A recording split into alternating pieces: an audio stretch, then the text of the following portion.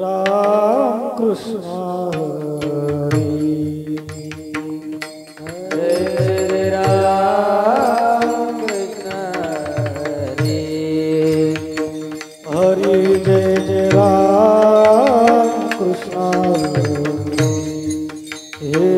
हरे जय राम कृष्ण हरे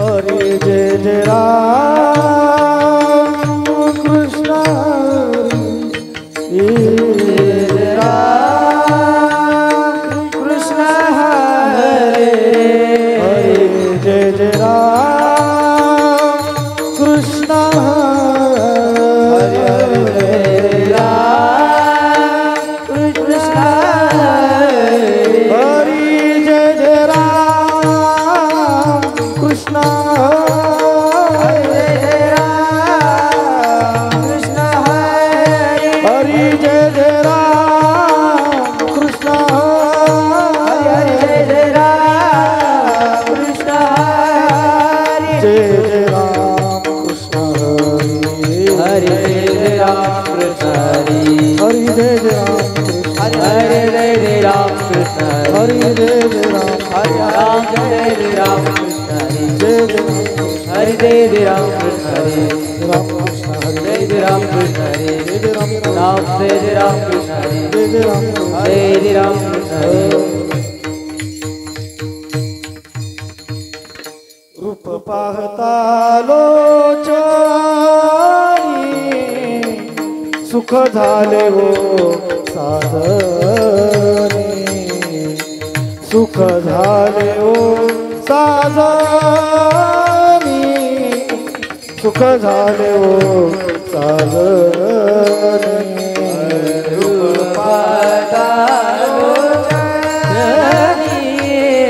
सुख झाले हो साजनी सुख झाले हो साजनी सुख झाले हो साजनी रूप पाहता लोचनी सुख झाले हो साजनी सुख झाले हो साजनी सुख झाले हो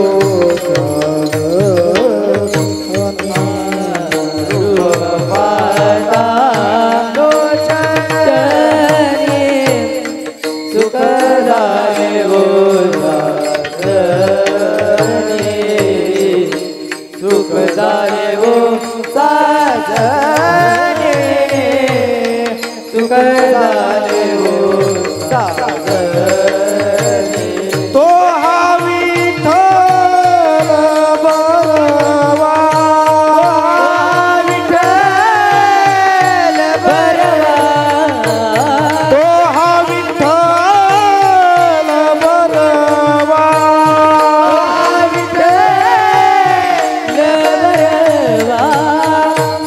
तो हा विठ्ठल बरवा तो हा माधव बरवा तो हा माधव बरवा तो हा माधव बरवा तो हा विठ्ठल बरवा तो हा माधव बरवा तो हा माधव बरवा तो हा माधव बरवा पौता सुकृताची जोडी म्हणून विठ्ठली आवडी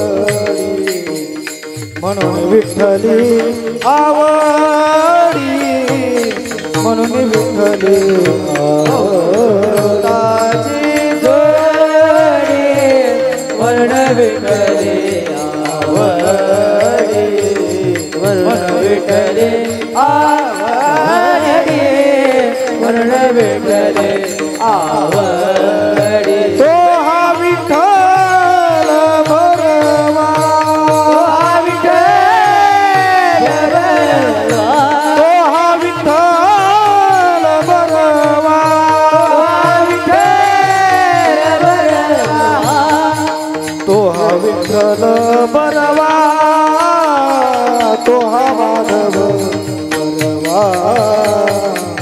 तो हा माधव बरवा,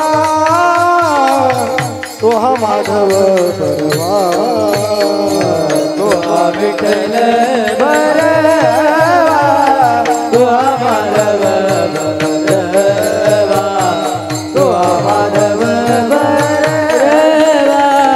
तो हा माधव बरवा. सर्व सुखाचे आगर बाप रखुमा देवीवर, बाप रखुमा देवीवर, बाप रखुमा देवीवर. सर्व सुखाचे आगर बाप रघुवा देवीवर, बाप रघुवा देवीवर, बाप रघुवा देवीवर. सर्व सुखाचे आगर बाप रखुमा देवीवर, बाप रखुमा देवीवर, बाप रखुमा देवीवर. सर्व सुखाचे आगर बाप रघुवा देवीवर, बाप रघुवा देवीवर, बाप रघुवा देवीवर.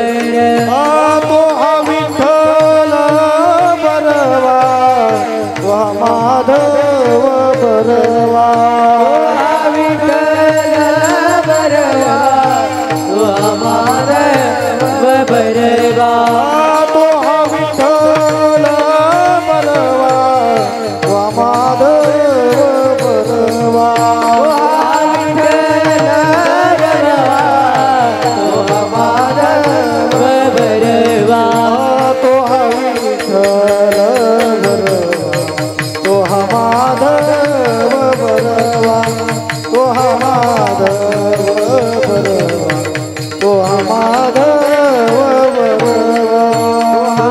विठ्ठल बरवा, तो हा माधव बरवा, तो हा माधव बरवा, तो हा माधव बरवा.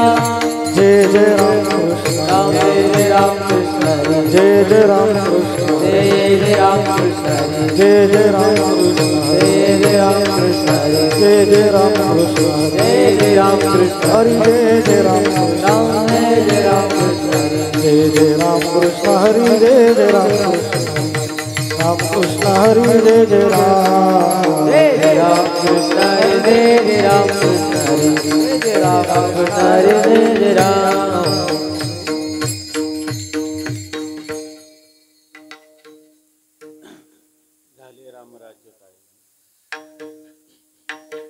झाले राम राज्य काय उमे आम्हासी, झाले राज काय उने आम्हासी, झाले राज राम राज्य काय उमे झाले राम राज काय उने आम्हासी.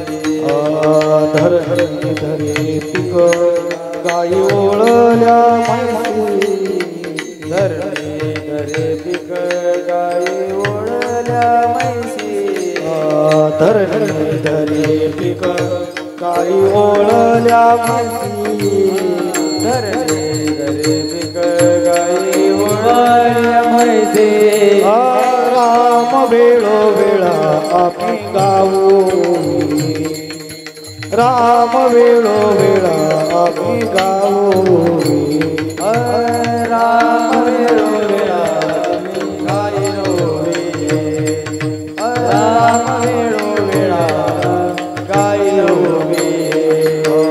दळीता कानिता जीविता गे बाई, दळीता कांडिता जीविता बाय बाई, दळीता कानिता जीविता गे बाई, दळीता कांडिता जीविता बाई. राम वेळो वेळा आम्ही गाऊ, राम वेळो वेळा आम्ही गाऊ, राम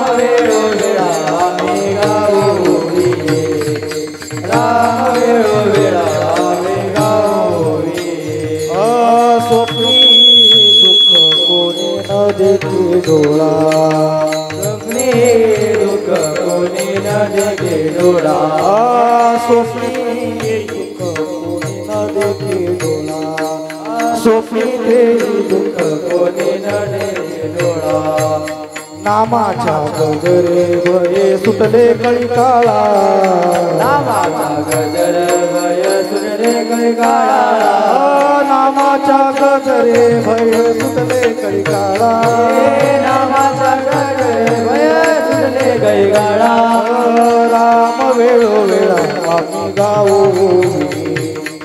राम वेळोवेळा आम्ही गाऊ हे राम वेळोवेळा आम्ही गाऊ राम वेळोवेळा आम्ही गाऊ दळिता कांडिता जेविता गे बाई दळिता कांडिता जेविता गे बाई दळिता कांडिता जेविता गे बाई दळिता कांडिता जेविता गे बाई राम वेळोवेळा आम्ही गाऊ राम वेळोवेळा आम्ही गाऊ राम वेळोवेळा आम्ही गाऊ राम वेळोवेळा आम्ही गाऊ तुका म्हणे राम सुखे दिले आपुले तुका म्हणे राम सुख दिले आपुले तुका म्हणे राम सुख दिले आपुले हे तुका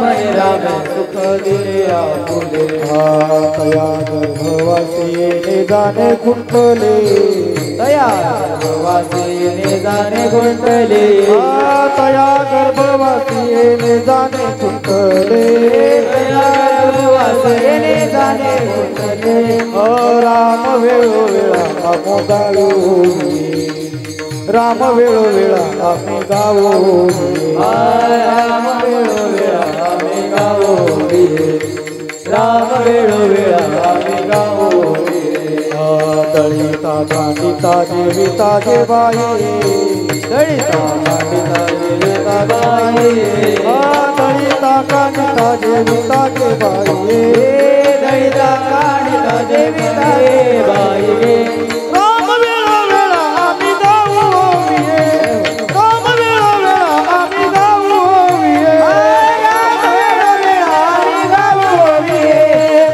राम वेळोवेळा आम्ही गाऊ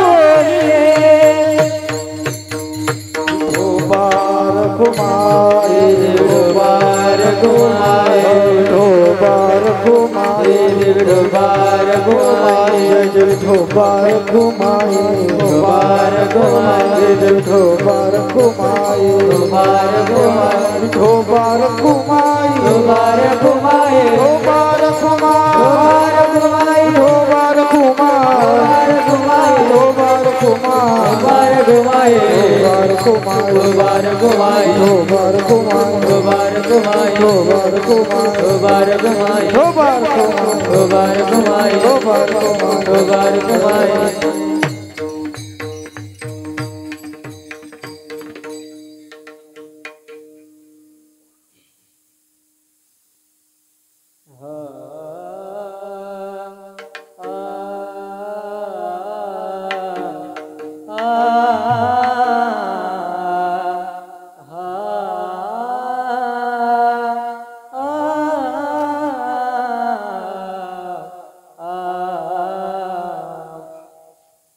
झाले राम राज काय उने आम्हासी झाले राम राज काय उने आम्हासी झाले राम राज काय उने आम्हासी झाले राम राज काय उने आम्हासी झाले राम राज काय उने आमासे झाले राम राज काय उने आमासे झाले राम राज काय उने आमासे झाले राम राज काय उने आमासे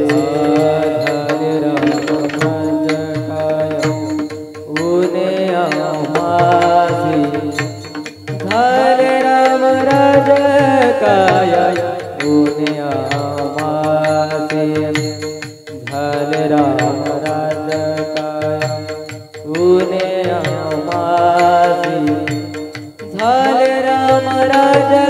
काय कोणी आमासी झाले रामराज काय ऊने आमासी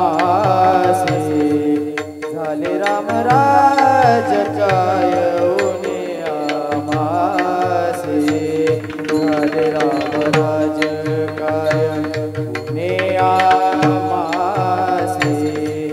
झाले रामराज काय ऊने आमासी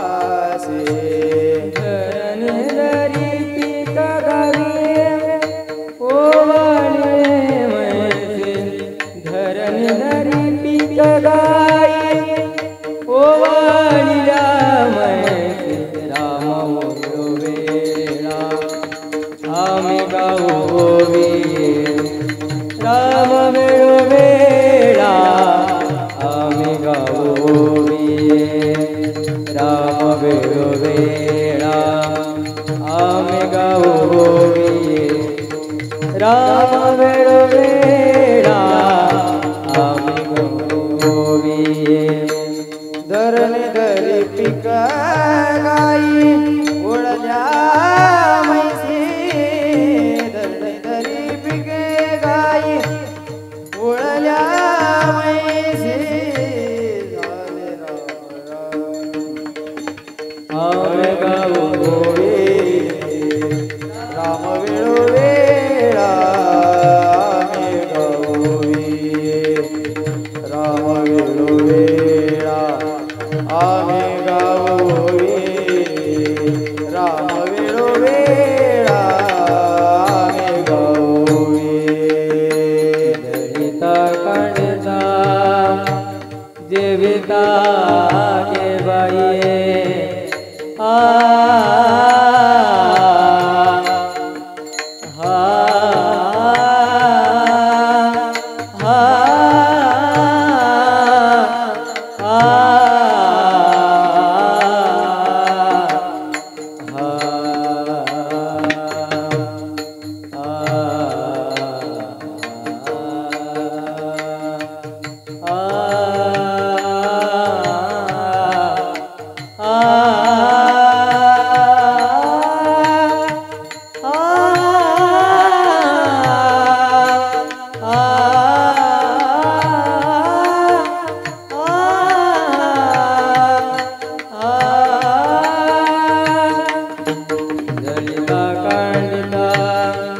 देविता के बाये दलिता कांडिता देविता के बाये राम वेळो वेळा आम्ही गावोविये राम वेळो वेळा आम्ही गावोविये राम वेळो वेळा आम्ही गावोविये राम वेळो वेळा आम्ही गावोविये दलिता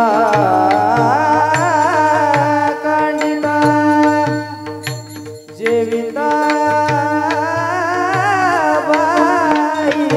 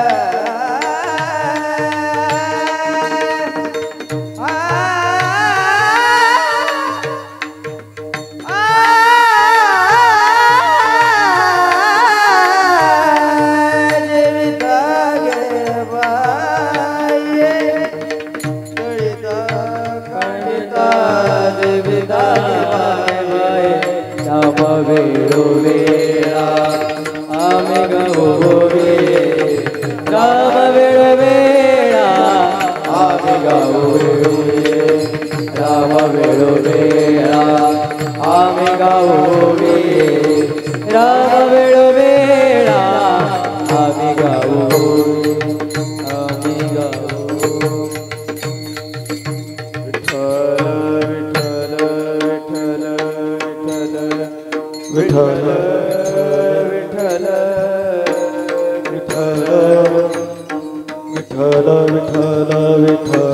विठ्ठल विठ्ठल विठ्ठल विठ्ठल विठ्ठल विठ्ठल विठ्ठल विठ्ठल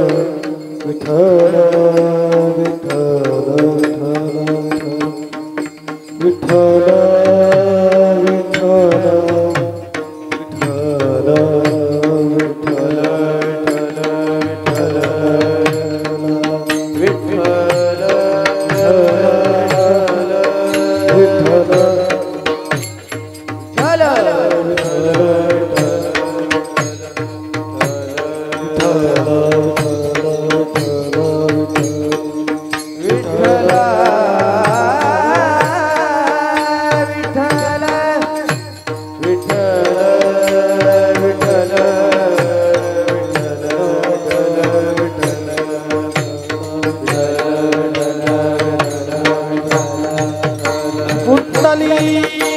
वरदा हरी विठ्ठल श्री ज्ञानदेव तुकाराम पंढरीनाथ भगवान की जय माऊली ज्ञानेश्वर महाराज की जय सद्गुरु तुकाराम महाराज की जय सद्गुरु जोग महाराज की जय भैरवनाथ भगवान की जय योगेश्वरी माता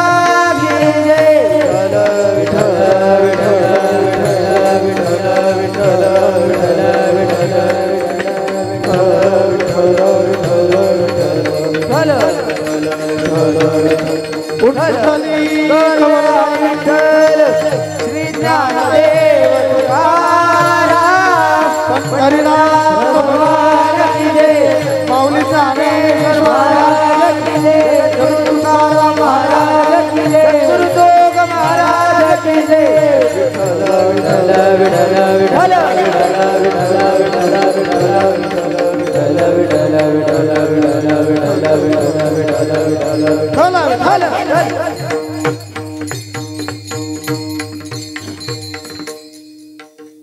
झाले रामराज्य काय उणे आम्हासी धरणी धरी पीक गायी ओळल्या म्हैसी राम वेळोवेळा आम्ही गावोविये दळिता कांडिता जीविता गे बाईये स्वप्नी तेही दुःख कोणी न देखे डोळा नामाच्या गजरे भय सुटले कळी काळा तुका म्हणे रामे सुख दिधले आपुले तुका म्हणे रामे सुख दिधले आपुले तया गर्भवासी जाणे येणे खुंटले राम वेळोवेळा मी गावोये दळिता कांडिता जीविता गे बाईये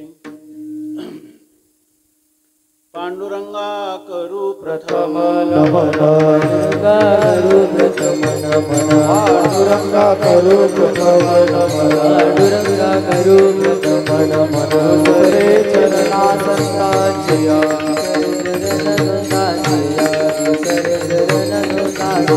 त्यांच्या कृपादाने कथेचा विस्तार कृपादाने कथेचा विस्तार त्यांच्या कृपादाने कथेचा विस्तार त्यांच्या कृपादाने कथेचा विस्तार बाबाजी सद्गुरुदास बाबाजी सद्गुरुदास बाबाजी सद्गुरुदास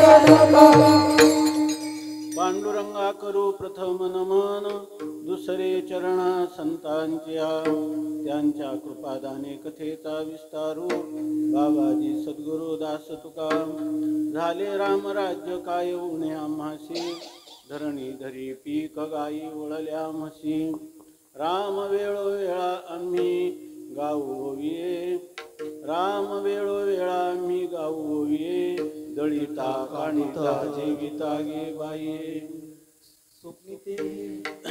संत सम्राट भगवान ज्ञानोबा आहे वैराग्य राग रसिक जगद्गुरु संत शिरोमणी श्री तुकोबाराय, शांती ब्रह्म श्री संत एकनाथ महाराज, महाराष्ट्रातील सर्व संतांची मांदियाळी, वारकरी संप्रदायाचं परम आराध्य दैवत श्री पांडुरंग परमात्मा आणि या पाडळीदर्या क्षेत्राची असणारी जी अधिष्ठात्री संरक्षक देवता किंवा एक युगुल दाम्पत्य श्री भैरवनाथ महाराज आणि श्री जोगेश्वरी माता यांच्या अलौकिक अद्भुत अकारण करून अपूर्व असीम अशा अपार दयेमुळं तुम्ही आम्ही सर्व हे रामनवमीचं ह्या वर्षातलं फार महान पर्व आहे, महान पवित्र अशा प्रकारचा हा पर्वकाल आहे आणि या पर्वकालामध्ये आपण सर्व जिवंत आहोत. आपले श्वासोच्छ्वास चालू आहेत ते लोहाराच्या भात्याप्रमाणे व्यर्थ नसून सार्थक आहेत. याचं कारण असं आहे की परमात्म्याने अनेक शरीरं निर्माण केली, परंतु त्या शरीरं निर्माण केली 84 लक्ष योनी निर्माण केल्या आपल्या संकल्पाने, परंतु परमात्म्याला काही समाधान वाटलं नाही. त्यासाठी मानवी प्रकृती ते आदरे बहुते निर्मिले, नाथ महाराज म्हणतात की मानवी प्रकृती निर्माण केली आणि त्यांना वाटलं भगवंताला बरं वाटलं. त्या मानवी प्रकृतीमध्ये भगवंताने 2 गोष्टी दिल्या, त्यांना वाणी दिली बोलण्यासाठी आणि त्यांना विशेष प्रकारची बुद्धी दिली. आणि ती बुद्धी अशी दिली की त्यांच्या जीवनामध्ये ज्याने त्यांना निर्माण केलं, जेने हा जीव दिला दान, तयाचे करीन चिंतन, जगत जीवन नारायण गायीन गुण तयाचे. त्यांना असं बुद्धी दिली की ज्याने हे आपल्याला उत्पन्न केलेलं आहे, जो आपलं पालन पोषण करीत आहे आणि जो प्रलय कालानंतर किंवा मरणाच्या वेळी आपल्या सर्वांना आपल्या उदरात घेतो, आपल्या पोटात सामावून घेतो, असा दयाघन असणारा जो परमात्मा आहे, जो सर्वज्ञ आहे, सर्व शक्तिमान आहे आणि त्याच्यापासूनच ह्या जगताची उत्पत्ती स्थिती आणि लय होतो, त्या परमात्म्याला आपण शरण गेलं पाहिजे. आणि त्या परमात्म्याची शरणागती केली तर आपल्या जीवनाचं खरं कल्याण होणार आहे. भगवान सांगतात, सर्व धर्मान परित्यज्य मामेकम शरणम व्रज, अहम त्वा सर्व पापेभ्यो मोक्षयिष्यामी मा शुचः. ज्या वेळेला ही सृष्टी उत्पन्न झाली, भगवंताने केली, त्यावेळेला ह्या सृष्टीमध्ये जो मानव प्राणी उत्पन्न केला त्यालाच सदाचाराचा उपदेश केला, त्यालाच या ठिकाणी सद्भावनाचा उपदेश केला आणि त्याला सद्विचाराचा उपदेश भगवंतानी वेदाच्या द्वारा करून ठेवलेला आहे.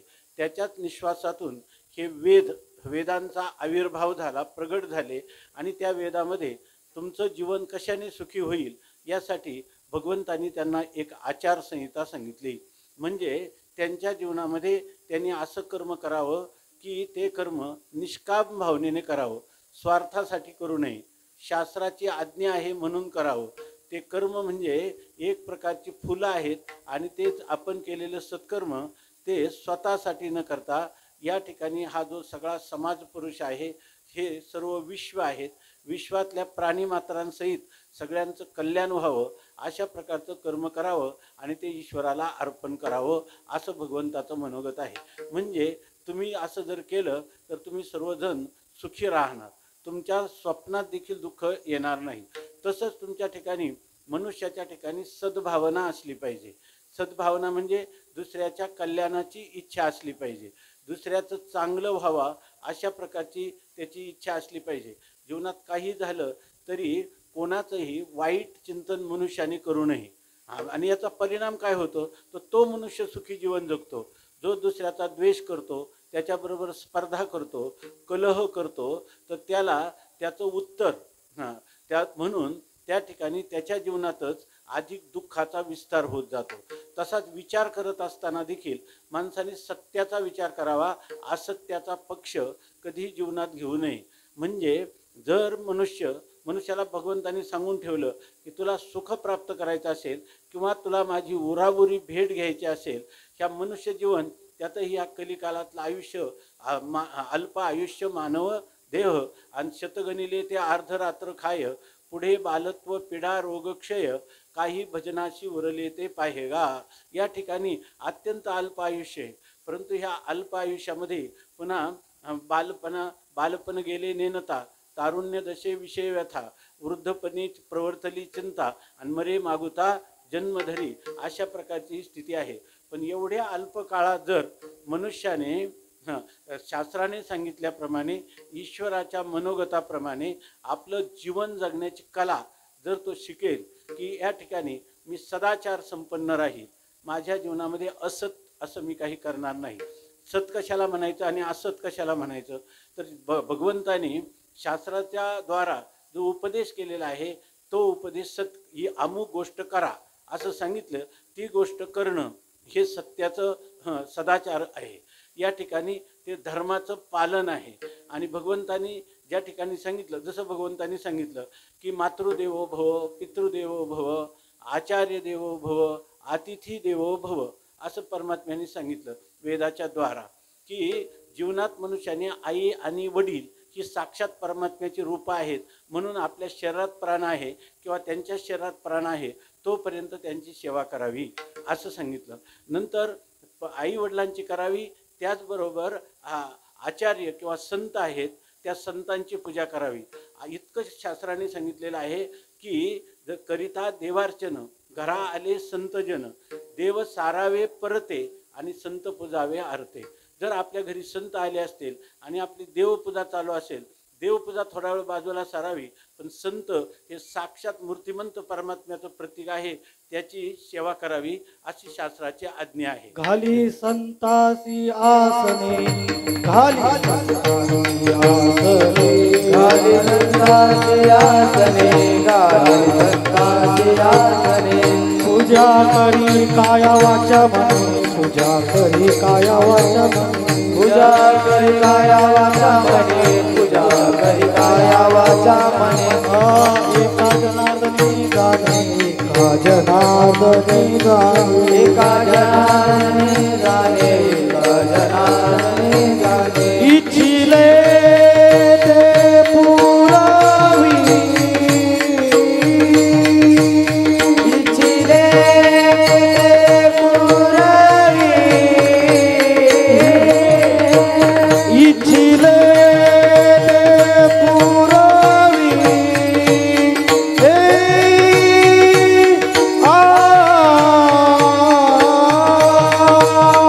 इच्छिले ते पुरावी.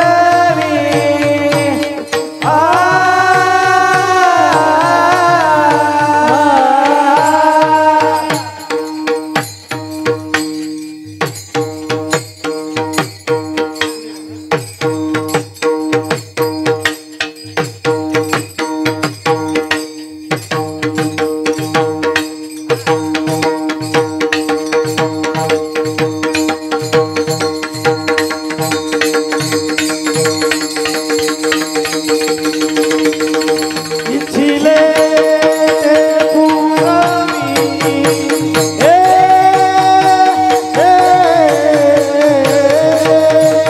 इच्छिले ते पुरावी.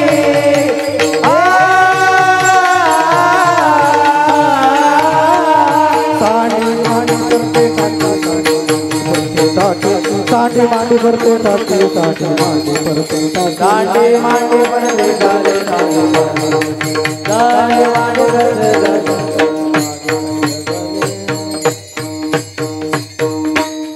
घाली या संताचे आसने, पूजा करी काया वाचा म्हणे, एका जनार्दनी जाणे, इच्छिले ते पुरवी. तुमच्या जेवढ्या इच्छा आहेत ना त्या इच्छा पूर्ण करायच्या असल्या तर तुम्ही संतांची सेवा करा, आई वडिलांची सेवा करा आणि भगवंताची सेवा करा असं सांगितलं. तिसरी गोष्ट सांगितली अतिथी देवो भव. या ठिकाणी चौथी गोष्ट सांगितली अतिथी देवो भव.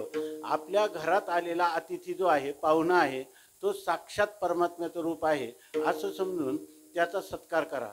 त्याला जेवण द्या, पाणी द्या, शक्य नसेल तर त्याला बसायला आसन द्या, तेही शक्य नसेल तर तुम्ही त्यांच्याशी मधुर अशा प्रकारची देवाने दिलेली वाणी आहे त्याच्याशी गोड बोला.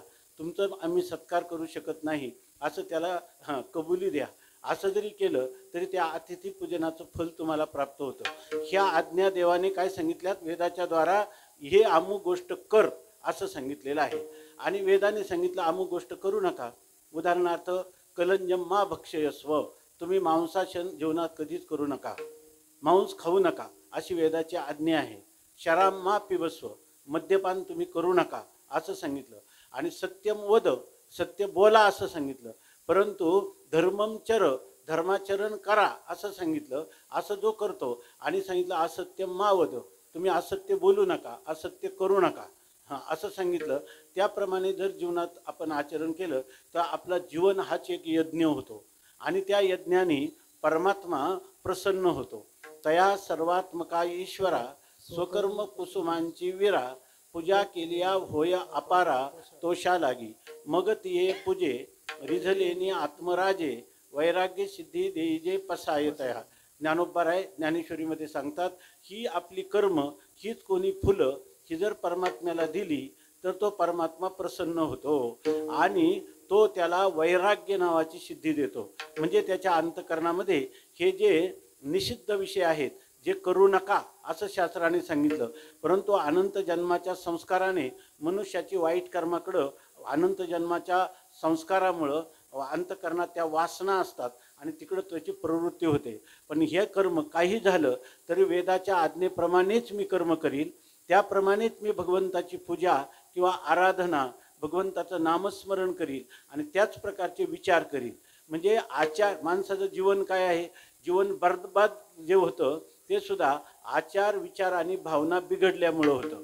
आणि जीवनाचं उत्कर्ष कधी होतो, आचार विचार आणि भावना यांचा मेळ, ज्याला गुरुकृपेने, शास्त्रकृपेने, ईश्वराच्या कृपेने आणि आपल्या अंतःकरणाच्या कृपेने ज्याला याचा मेळ घालता आला, संत संगतीमध्ये याप्रमाणे त्यांनी ही गोष्ट समजून घेतली आणि ती आपल्या आचरणात आणली तर भले तो श्रीमंत होईल की नाही सांगता येत नाही. त्या ठिकाणी तो निरोगी आयुष्यच त्याला येईल असं सांगता येत नाही, कारण ह्या सगळ्या प्रारब्धाच्या अधीन गोष्टी आहेत. प्रारब्धा अधीन अन्न आच्छादन, या ठिकाणी आपल्याला अन्न कुठं आपलं नाव लिहिलेलं आहे, कोणत्या दिवशी कोणत्या अन्नावर, तेच प्रकारचं मिळत राहतं. सुखदुःख जी यायची ते त्याच वेळेला येत राहतात. परंतु स्वप्नातली सुखदुःख जागं झाल्यावर मनुष्याला काही वाटत नाही, कारण ते स्वप्नातली सगळी खोटी आहेत. परंतु असं कर्म, अशी भक्ती करणारा, असं जीवन जगणारा जो पुरुष आहे त्याच्यावर भगवान प्रसन्न होतो. कारण का, मी याला ज्याच्यासाठी जन्म दिला त्याच्यासाठी त्याचा तो योग्य विनियोग करीत आहे. म्हणून परमात्म्यावर त्याची जबाबदारी पडते की मागे पुढे उभा राहे सांभाळीत, आलिया आघात निवाराया. आपल्याला माहीत आहे भगवंत उंच नीच काही नेणे भगवंत, तिष्ठे भाव भक्त देखोनिया, तिथे भक्त भाव देखोनिया. दासी पुत्र कन्या विदुराच्या भक्षी, दैत्या घरी रक्षी प्रल्हादाशी. चर्म रंगू लागे रोहिदासा संगे, कबीराच्या मागे शेलेविनी. सजन कसाया विकू लागे मांस, माळ्या सावत्यास खुरपू लागे. चोखा मेळ्या संगे ढोरे वडी, कबीर मोमीन लतीफ मुसलमान, सेना नावी जाण विष्णुदास. भगवंत त्यांच्या मागं पुढं संरक्षण करतो, अशा प्रकारची स्थिती आहे. म्हणून आपण जीवनामध्ये मग कधीही शास्त्राच्या आज्ञेचं जर उल्लंघन केलं नाही तर भगवान स्वतः सांगतात ये यथा माम प्रपद्यन्ते तांस तथैव भजाम्यहम्. आपण जर परमात्म्याला तू माझा माता आहे, तू माझा पिता आहेस, तू माझा बंधू आहेस, तू माझा सर्वस्व आहे, या भावनेने शरण गेलो तर तो परमात्मा सांगतो तांस तथैव भजाम्यहम्. मी सुद्धा त्याचा पुत्र, त्याचा पिता, त्याची माता असं म्हणून मी त्याचं मागे पुढं संरक्षण करीत असतो. अशा प्रकारचा हा सिद्धांत आहे. आणि हा सिद्धांत म्हणजे कोणी एखाद्या दुसऱ्याची वंचना करणाऱ्या एखाद्या पुढाऱ्याप्रमाणे, एखाद्या अधिकाऱ्याप्रमाणे, एखाद्या श्रीमंताप्रमाणे दिलेलं हे पोकळ आश्वासन नाही.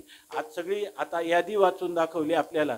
सज्जन कसं याचं मांस विकण्यासाठी भगवान त्याला मदत करतात. चोखा मेळा गुरे ढोरे ओढतात मेलेली, तर माझ्या चोखाला श्रम होतील म्हणून परमात्मा त्यांचं काम करतात. मीराबाईसाठी घेतो विष प्याला, दामाजीचा झाला पाडेवार, घडी माती आहे गोऱ्या कुंभाराची, गुंडी त्या मेत्याची अंगे भरी. अशा प्रकारचा हा परमात्मा आहे. तो तुम्हाला आम्हाला दिसत नाही, परंतु संतांना त्याचा साक्षात अनुभव येतो. परंतु त्यांनी ते जीवन जे आहे त्या जीवनाचं नाव परमार्थ ठेवलेलं आहे. परमार्थ म्हणजे माझा सर्वात श्रेष्ठ विषय जर कोणता असेल तर येणेच शरीरे शरीरा येणे सरे, किंबहुना एरधारे चिरा पडे. माझं सर्वात महत्त्वाचं कर्तव्य काय असेल तर या शरीराने पुन्हा ह्या जन्माला यायचं नाही. हा माझा शेवटचा जन्म ठरावा. याच्यासाठी आपण बाकी विचार करत नाही. नाहीतर जीवनामध्ये विचार केला तर लहानपणापासून म्हणजे जन्मापासून गर्भवासातच दुःख आहे. गर्भवासाचे दुःख गाडे कोणापुढे सांगिजेल, असे त्या गर्भातल्या दुःखाची तो गर्भ रात्रंदिवस तळमळत असतो, भगवंताची प्रार्थना करत असतो. एक वेळ करी या दुःखा वेगळे, दुरिताचे जाळे उगवुनी, आठवीन पाया हा माझा नवस, रात्रीही दिवस पांडुरंगा. अशा प्रकारचं दुःख आहे. बालपणात किती पारतंत्र्य आहे. त्याच्या ठिकाणी मूत्रविसर्जन, मलविसर्जन, त्याला स्नान सर्व परावलंबी असतं. त्याच्या तारुण्यामध्ये काम, क्रोध, लोभ हे माणसाला पावलोपावली दुःख देत असतात. वार्धक्यामध्ये जसं शरीर विकलांग होतं तसं तसं त्या मनुष्याला चिंतारूपी विष ते त्याला दररोज सामना त्या विषयाचा करावा लागतो. आणि मृत्यूच्या वेळेला 1000 इंगळ्या एकाच वेळेला दंश केल्यावर ज्या वेदना होतात मनुष्याला, तेवढ्या वेदना प्रत्येकाला मृत्यूला जाताना सामोऱ्या त्या वेदनांना जावं लागतं.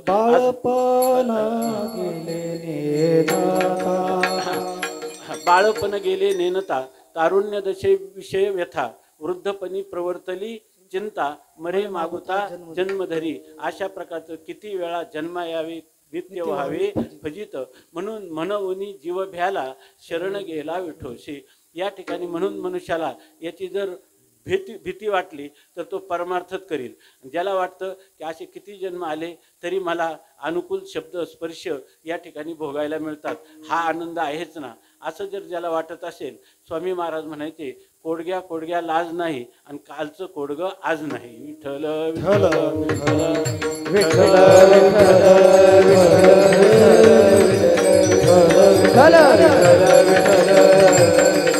तेव्हा प्रत्येक या ठिकाणी असणाऱ्या आपलं भाग्य आहे की आपल्याला सत्संगात आपण ह्या वायुमंडलामध्ये ह्या महान रामान ज्या कालामध्ये ज्या तिथीला भगवान रामचंद्र ह्या भारतवर्षामध्ये प्रगट झाले आणि ह्या पर्वामध्ये त्यांचेच खरे वंशज ऋषीमुनींचे परंपरागत आपण आहोत.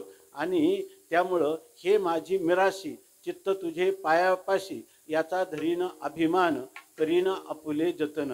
हे जे गाव आहे ना, हे गाव नाही, हे क्षेत्र आहे की पूर्वीच्या 1 शतकापूर्वी जवळजवळ या गावामध्ये ज्यांचा जन्म झाला अशा ह्या महापुरुषांनी, क्रांतदर्शी पुरुषांनी आळंदीसारख्या क्षेत्रामध्ये एक धर्मशाळेचं निर्माण करून ठेवलं की जेणेकरून आपल्या गावामध्ये ही परंपरा अव्याहत चालू राहावी. माझ्या वडिलांची मिराशिगा देवा, तुझी चरणसेवा पांडुरंगा, उपवास पारणी राखीला दारवंटा, केला भोगवटा आम्हा लागी. याचा धरीन अभिमान, याचा आपण अभिमान धरला पाहिजे. करीनं आपुले जतन, आणि याचं आपल्याला संरक्षण करता आलं पाहिजे आणि त्याच्यासाठी आपण कटिबद्ध आहोत. म्हणून या ठिकाणी आपण म्हणजे काय सामान्य लोक जन्मतात, विषय भोगतात आणि मरतात. त्यासाठी ह्या गावातल्या एकाही व्यक्तीचा जन्म झालेला नाही. या व्यक्तीला प्रत्येकाला हे वाटलं पाहिजे की या जन्मातच मी मोक्ष मिळवीन, मुक्ती मिळवीन, पुन्हा जन्माला येणार नाही. किंवा मी जन्माला आलो तर तुका म्हणे गर्भवासी, सुखे घालावे आम्हाशी. परत परत जन्माला येईल पण मी वारी करील, मी भगवंताच्या कीर्तनाचा, नामस्मरणाचा, नामसंकीर्तनाचा आनंद घेईल. आणि मग अशा वेळेला हेची दान देगा देवा, तुझा विसरण व्हावा, गुण गायीन आवडी, हेची माझी सर्व जोडी. नलगे मुक्ती धनसंपदा, संत संग देई सदा, तुका म्हणे गर्भवासी, सुखे घालावे आम्हाशी. याच्यासाठी आपला जन्म आहे. ह्या गोष्टीची जाण जर आपण ठेवली तर या ठिकाणी आपलं जीवन खरं, ज्याला आपण म्हणतो सरळ जीवन, आनंदी, आणि त्या जीवनामध्ये दुःख संबंध रहित नित्य आनंदाच्या लाटा उसळू शकतात. तुकाराम महाराज म्हणतात, आनंदाचे डोही, आनंद तरंग, आणि आनंदाचे अंग आनंदची. काय सांगू झाले काहीची आबाही, पुढे चाली नाही आवडीने. अशा प्रकारचा हा आनंद आहे. तो आनंद संतांनी तुम्हाला आम्हाला वाटला आहे. तो अभंगवाणीतून, ओवीतून ज्ञानोबाराय, नाथ महाराज, तुकाराम महाराज यांनी आपल्याला जीवन जगण्याची कला जी आहे ती पूर्णपणे शिकवलेली आहे. सेवितो हारस वाटितो आनिका, सेवितो हारस वाटितो आनिका, सेवितो हारस वाटितो आनिका, सेवितो हारस वाटितो आनिका. आचार होऊन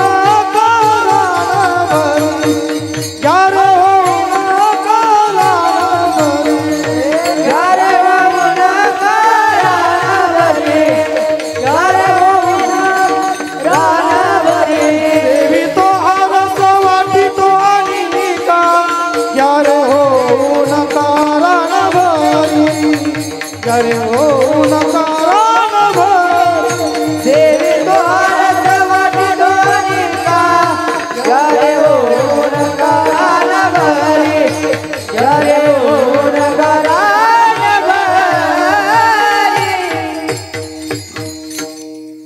जगद्गुरु तुकोबाराय म्हणतात, सेवितो हा रस, या रसांचा मी सेवन केलेलं आहे.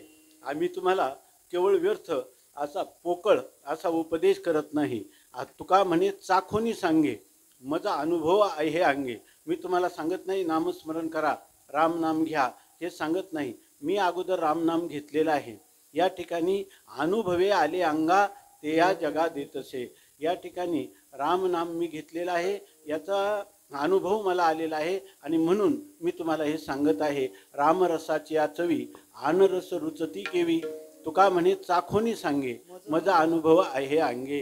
राम म्हणता रामची होईजे, पदी बैसोनी पदवी घ्यायचे.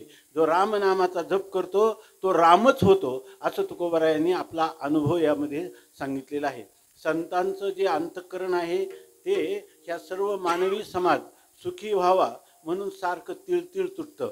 म्हणून ज्या ज्ञानोबारायांना मधुकरी सुद्धा नीट मिळाली नाही, वाळीत टाकलं गेलं. ज्यांना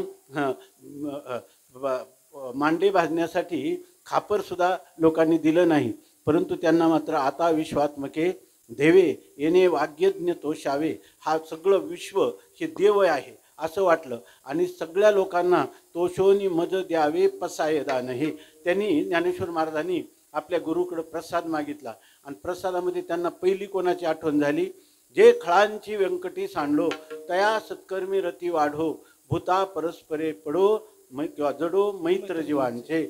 या ठिकाणी ज्ञानोबाराय म्हणतात की समाज दुःखी आहे आणि त्यासाठी म्हणतात की त्याच्यामध्ये पहिला जो माणूस आहे सगळ्यात तळागाळाचा, तो आहे खाष्ट नष्ट दुष्ट चांडाळ, कृतज्ञ, लोकांना त्रास देणारा, पीडा क्लेश देणारा असा जो खळ आहे की त्याचं वर्णन फक्त खळच शब्दात ज्ञानोबाराय करतात. म्हणजे त्याच्याजवळ कोणता दोष नाही असं नाही. तुम्हाला सांगायची यादी करायची गरजच नाही. जगातले सगळे दोष त्याच्या शरीराच्या आणि त्याच्या मनाच्या आश्रयाने राहतात. असा जो खळ आहे तो खळ सज्जनांना पीडा करत असतो. तर त्याच्या ठिकाणी त्या खळाचा नाश होऊ नये म्हणत खळांची व्यंकटी सांडलो. त्या खळाच्या ठिकाणी त्याच्या अंतकरणाचा जो वाकडेपणा आहे तो वाकडेपणा त्याचा जावा, म्हणजे आणि तो सत्कर्म करावा. त्याने तया सत्कर्मी रती वाढो, चांगलं काम करण्यात त्याला अधिक हुरूप वाटावा. तया सत्कर्मी रती वाढो आणि भूता परस्परे पडो मैत्र जीवांचे. आणि कोणतीही माणसं जरी असली ना त्यांचं परस्परामध्ये केवळ मैत्री असावा. कधी कधी बाहेर मैत्री आणि आतवैर असं त्या ठिकाणी आत बाहेर नसावं. सरळ स्वभावाने प्रांजळ स्वभावाने सगळे जे एकत्र येतील त्या सगळ्यांचं एकमेकावर प्रेम राहावं आणि सगळ्यांच्या सुखासाठी सगळ्यांनी एकत्र येऊन त्याच्यासाठी प्रयत्न करावेत अशी गुरुकडे प्रार्थना करतात. विठ्ठल विठ्ठल विठ्ठल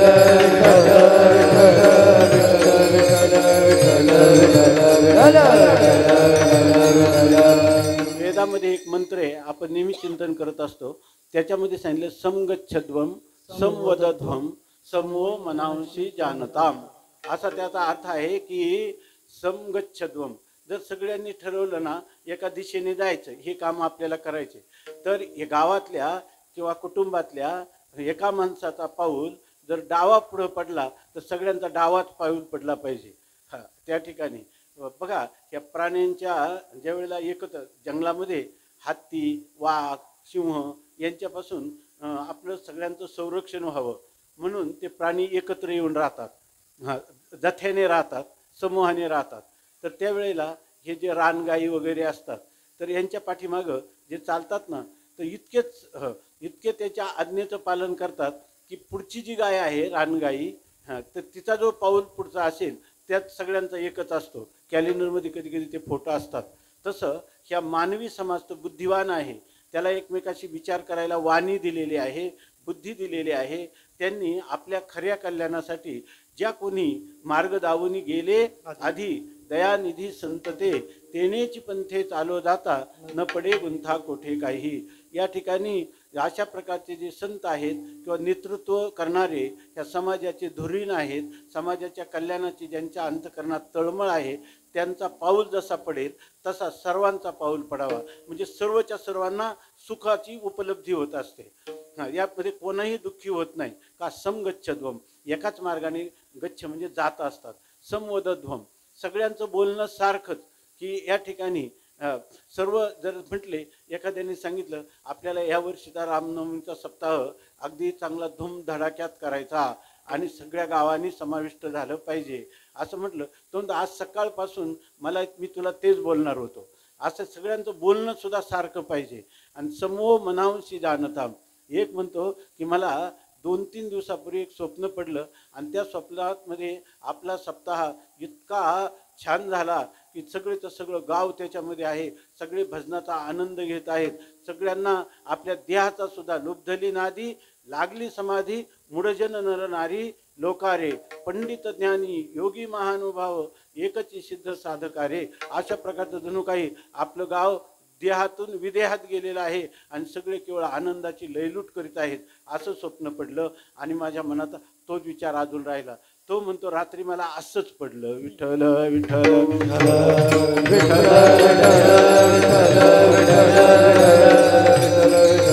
याला म्हणतात समूह मनांशी जाणता.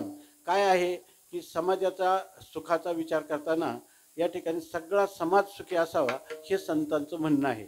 पण खरं जर आपण पाहिलं तर समाज जो घडतो तो समाज सगळा गाव एकदम मनुष्याने ठरवलं चांगला करायचा तर एकदम होईल का? प्रत्येकाचे संस्कार वेगळे, प्रत्येकाच्या इच्छा वेगळ्या, प्रत्येकाची कृती वेगळी, प्रत्येकाचे संकल्प वेगळे. परंतु सगळ्यांना सुखाची उपलब्धी करायची असेल तर सगळ्यांना सुखाचं खरं स्थान कळलं पाहिजे. सुखाचं स्थान आहे सगळ्यांना परमात्मा.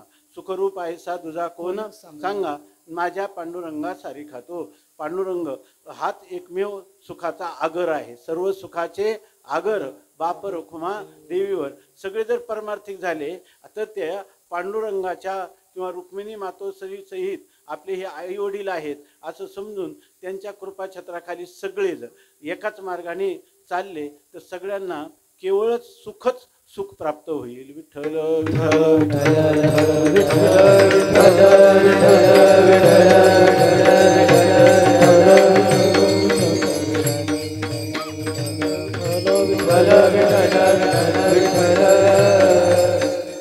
तर आपण मोठ्या मोठ्या पंक्ती असतात, भंडारे असतात आणि त्या भंडाऱ्यामध्ये फार काळजी घ्यावी लागते. अन्न शिजवताना त्यातच आदल्या दिवशी जरी शिजवलं तरी त्याचं झाकून झाकपाक केली पाहिजे. एकदा एक कढईभर त्या ठिकाणी भात केला आणि किंवा शिरा केला आणि दुसऱ्या दिवशी गावच्या एक ज्येष्ठ मनुष्य चांगलं बघायला लागला तर त्याला एक भली मोठी पाल मेलेली त्याच्यामध्ये दिसली. त्याबरोबर मग तो काय करील, आता एक पाल मेली तर तेवढंच बाजूला करील आणि सगळ्यांना खाऊ घालील का ते सगळं फेकून देईल? फेकून नाही म्हणजे जमिनीत खड्डा खांदा. जर गायीनं खाल्लं तर तिला पण त्याच्यापासून काही ना काही पीडा होईल. अशा प्रकारे या सगळ्या समाजामध्ये एक जरी कंटक मनुष्य असला तरी सगळ्या समाजाचं जीवन तो काय करतो, परिवर्तन करू शकतो. म्हणून माणसाने केवळ आपलं सुख आपण चांगला असावं असं नाही, या ठिकाणी शेजारी पण आपल्यासारखा झाला पाहिजे. गावातली कोणतीही व्यक्ती, हे सगळे 18 पगड जातीचे संत सगळे एकत्र आले, संत एकांती बैसले आणि सर्व सिद्धांत शोधिले. आणि त्यांनी काय केलं की सगळ्या चोखामेळा असो, कोणी सज्जन कसाई असो, मुस्लिम असो, हिंदू असो, सगळे या पांडुरंगाच्या कृपाछत्रा, विठो माझा लेकुर वाळा आणि संगे लेकुरांचा मेळा, हे सगळी माझी लेकरं आहेत आणि सर्वांचे आई वडील एकच आहेत. या प्रकाराने आपण जर राहिलो तर या सगळ्या ज्या गोष्टी आहेत, एकही घटक या समाजामध्ये राहू शकत नाही. का जो उपेक्षित आहे किंवा जो दुष्प्रवृत्तीचा आहे, अभावना किंवा कुभावना असणार आहे किंवा असत विचार करणार आहे, असं एकही राहणार नाही. आणि खरे संतांची तळमळ आहे ती ही आहे. आणि ही सोडली आणि आपण प्रत्येकाने पळा कोण पुढे पळेतो, या ठिकाणी पैसा कोणाला मिळेल, घरं कोणाची जास्त होतील, कोणाचा बंगला श्रेष्ठ होईल, याच्यामध्ये आपण जेव्हा धावतो, ह्या ज्या संसारामध्ये कधी सुखच नाही. सुखामध्ये शास्त्रामध्ये संसारात सुख आहे असं कुठंच सांगितलं नाही. कोणत्या संतांनी सांगितलं नाही. सुख एक ह्याची ठाई बहु पायी संतांचे. संतांच्या जवळ सुख आहे किंवा परमात्म्यात सुख आहे. या ठिकाणी शिवाजी महाराजांनी तुकाराम महाराजांचं कीर्तन ऐकलं तर शिवाजी महाराज आपल्या राजवाड्यात जाऊन भिंतीकडं तोंड केलं आणि घराकडं दरवाजाकडं पाठ केली, पासोडी पांघरली आणि जप करायला लागले. का तर शिवाजी महाराज म्हणतात, तुकाराम महाराजांचं कीर्तन ऐकलं, नको नको मना गुंतू माया जाळी, काळा आला जवळी ग्रासावया, काळाची हे उडी पडेल बा जेव्हा, सोडविना तेव्हा मायबाप, सोडविना तेव्हा काय पाठीची बहीण शिजेची कामीनं दूर आहे. तुकाराम महाराज म्हणतात, तुका म्हणे तुझं सोडविना कोणी, एका चक्र पाणी वाचवण्या. अशा सोडविना राजा देशीचा चौधरी, अनिक सोयरी भली भली. कीर्तन ऐकलं तुकाराम शिवाजी महाराजांना वैराग्य निर्माण झालं. अशा प्रकारची स्थिती आहे. याचाच अर्थ आहे काय, संसारी जरी सुख जोडे तरी का सेविती गिरीकडे, राज्य टाकून गेले थोडे ते काय वेडे म्हणावे. नाथ महाराजांनी एका ग्रंथामध्ये असं लिहिलं की जर संसारात सुख असतं तर ह्या मोठमोठ्या राजे लोकांनी या सर्वांचा 22 त्या पोखरणी नदी 18 भार वनस्पती फळी फुली ओळती, 22 त्या पोखरणी नदी गंगा वाहती, ज्या घरी कुलस्त्रिया राज्य राणी व संपत्ती ते सुख सांडोनिया कासया योग सेविती. अशा प्रकारचं जर संसारात सुख असतं तर ह्या लोकांनी त्याग केला असता का. याचाच अर्थ संसार दुःखमूळ चहूकडे इंगळ, सुखाचा विचार नाही कोठे, सुखाचा विचार नाही कोठे, सुखाचा विचार नाही कोठे, सुखाचा विचार. दुःख बांधवारी आहे हा संसार, दुःख बांधवारी आहे हा संसार, दुःख बांधवारी आहे हा संसार, दुःख बांधवारी आहे हा संसार. नाही कोठे सुखाचा विचार, सुखाचा विचार नाही कोठे, सुखाचा विचार नाही कोठे, सुखाचा विचार. अनेक दुःखे मी सांगू किती, अनेक दुःखे मी सांगू किती, संसाराची स्थिती, संसाराची स्थिती. नसाय पाजान फुटती, साधन गोपती, भय कापती भरला से, भय कापती भरला से, भय कापती भरला से, भय कापती भरला से. तुकोबाराय म्हणतात, अनिक दुःखे सांगो मी किती, सकळ संसाराची स्थिती, न साहे पाषाण फुटती, भय काप चित्ती भरलासे, म्हणून रुसलो संसारा, सर्प हा विखार पांढरा, तुझसी अंतर रे दातारा, या दावेदारा निमित्त, येणे मध भोगविल्या खाणी, नसता छंद लाविला मनी, माजलो मी माझे भ्रमणी, झाली बोडणी विटंबना. अशा प्रकारचा हा संसार दुःखरूप आहे. आणि म्हणून त्यांनी सांगितलं की आम्ही ह्या संत सज्जनांनी ह्या संसाराचा त्याग केलेला आहे आणि परमार्थाच्या वाटेने गेलेले आहेत. आणि आम्ही बघा, एक साधूंचं सांगतो, मला नाव वगैरे विचारू नका, तर त्याच्यामध्ये एक फार मोठे थोर आमचे आदर्श महापुरुष आहेत आणि त्यांच्या नावावर काही जमीन होती आणि ती जमीन ज्या वेळेला त्याची वाटणी करायची ठरली, त्यांनी सांगितलं मला पाहिजे नाही, ही जमीन पाहिजे नाही. तेव्हा त्या लोकांनी मग म्हणजे तुम्ही वाटणी करून घ्या. तर त्याच्यामध्ये ज्याला चांगली जमीन आली त्याला आनंद वाटला, ज्याला कमी आली त्याला वाईट वाटलं. आणि त्यांना विचारलं तुम्हाला कसं वाटलं. ते म्हणे आपली विष्ठेचा त्याग केल्यानंतर ती विष्ठेचं काय झालं याचा कोणी विचार करीत असतो का. याच्यामध्ये तसं माझ्या दृष्टीनं हे दुःखरूप होय, ते दुःखाचे ह्या लोकांनी वाटे केले. वास्तविक मला याचा आनंद वाटतो की माझं दुःख यांनी वाटून घेतलं, परंतु दुःख वाटून घेतलं मी आनंदी झालो, पण हे ते त्या दुःखामध्ये पुन्हा काय केले, आणखी खितपत पडले की त्याच्यामध्ये पुन्हा स्पर्धा, त्याच्यामध्ये पुन्हा कलह अशा प्रकारचा आहे. म्हणजे संसारी जर दुःख सुख कधीच होऊ शकत नाही असा संसार आहे. तेव्हा या संसारामध्ये शिवाय संसार हा प्रारब्धाने होत असतो. आमच्या एक जवळचं उदाहरण आहे. त्या घरामध्ये परंपरेने अनुवंशिक परंपरेने जवळजवळ त्या घरातले सगळे लोक मनोरुग्ण झालेले आहेत. म्हणजे मी 2 पिढ्या पाहिल्या, तिसरी माहीत नाही. त्यातला एकही मनुष्य जो आहे त्याला व्यवहार कळत नाही. त्या स्त्रिया ज्या दुसऱ्या घरात येतात त्यांना त्या व्यवहार करत असतात, परंतु त्यांनाही मुलं बाळं आहेत, त्यांचेही संसार झाले, पिकं येतात, सगळं व्यवस्थित चालतं. याचा अर्थ असा आहे की संसार हा प्रारब्धाने होत असतो आणि परमार्थ हा पुरुषार्थ करावा लागतो. स्वामी महाराज सांगायचे. पण लोक काय करतात की संसारात सगळा शक्ती खर्च करतात आणि तो मी करीनच असं म्हणतात. हातात तर काही नाही आणि त्याच्यासाठी शक्ती खर्च करतात. आणि जर विचारलं तुम्ही रात्री कीर्तनाला आले नाही, तुम्ही हरिपाठाला येत नाही, ते म्हणतात तो माझ्या परिलब्धातच नाही. विठ्ठल विठ्ठल विठ्ठल विठ्ठल विठ्ठल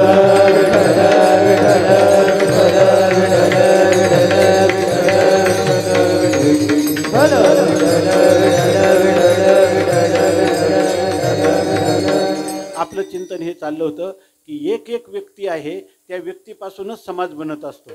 तेव्हा प्रत्येक घरातली व्यक्ती ही जर तयार झाली तर कुटुंबातल्या सगळ्या व्यक्ती ज्या आहेत ते आनंदी राहतील आणि सगळ्या कुटुंबातली झाली तर सगळं गाव आनंदी राहील. अशी अनेक गावं झाली तर जिल्हा, तालुका, राज्य, देश, सगळं विश्व जे आहे ते आनंदमय होईल. या ठिकाणी श्रुण्वन्तो अस्य अमृतस्य पुत्रः आये धामानि दिव्यानि तस्थो. वेदाने हाक मारले, स्वर्गातले लोक जसे आनंदी आहेत ना, तसं ह्या मृत्यू लोकामध्ये स्वर्गातले देव लाळ घुटतील, एवढं सुख माणसाला निर्माण करता येतं. पण यासाठी बघ तुम्ही म्हणाल पण आमच्या कुटुंबातला एक सदस्य बनत नाही, एकही सदस्य. आम्ही सांगतो आजकाल जर 2 पिढ्यांचा अंतर पडलेला आहे, पण तुम्ही जर आदर्श राहाल, जाऊ द्या, तुम्ही स्वतः एक आदर्श झाले की इतरांना आदर्श करण्याचा अधिकार प्राप्त होतो. नाही तर तुम्ही स्वतः काहीच करणार नाही आणि लोकांना मात्र सुधारावं असं जर वाटत असेल आणि स्वतः मात्र निकृष्ट दर्जाचं जीवन जगत असाल तर स्वामी रामतीर्थ म्हणतात की या समाजातल्या विषवल्ली आहेत. विठ्ठल विठ्ठल विठ्ठल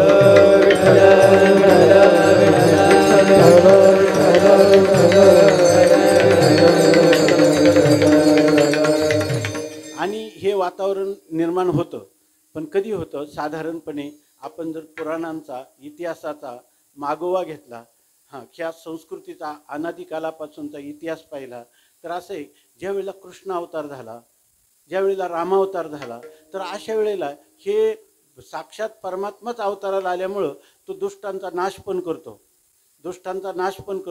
सज्जनांचं रक्षण पण करतो. भक्तारा के पाया पासी दुर्जनासी संहारी, दुर्जनासी संहारी, दुर्जनासी संहारी. भक्तारा के पाया पासी दुर्जनासी संहारी, दुर्जनासी संहारी, दुर्जनासी संहारी. भक्तारा के पाया पासी दुर्जनासी संहारी, दुर्जनासी संहारी, दुर्जनासी संहारी, दुर्जनासी संहारी, दुर्जनासी संहारी.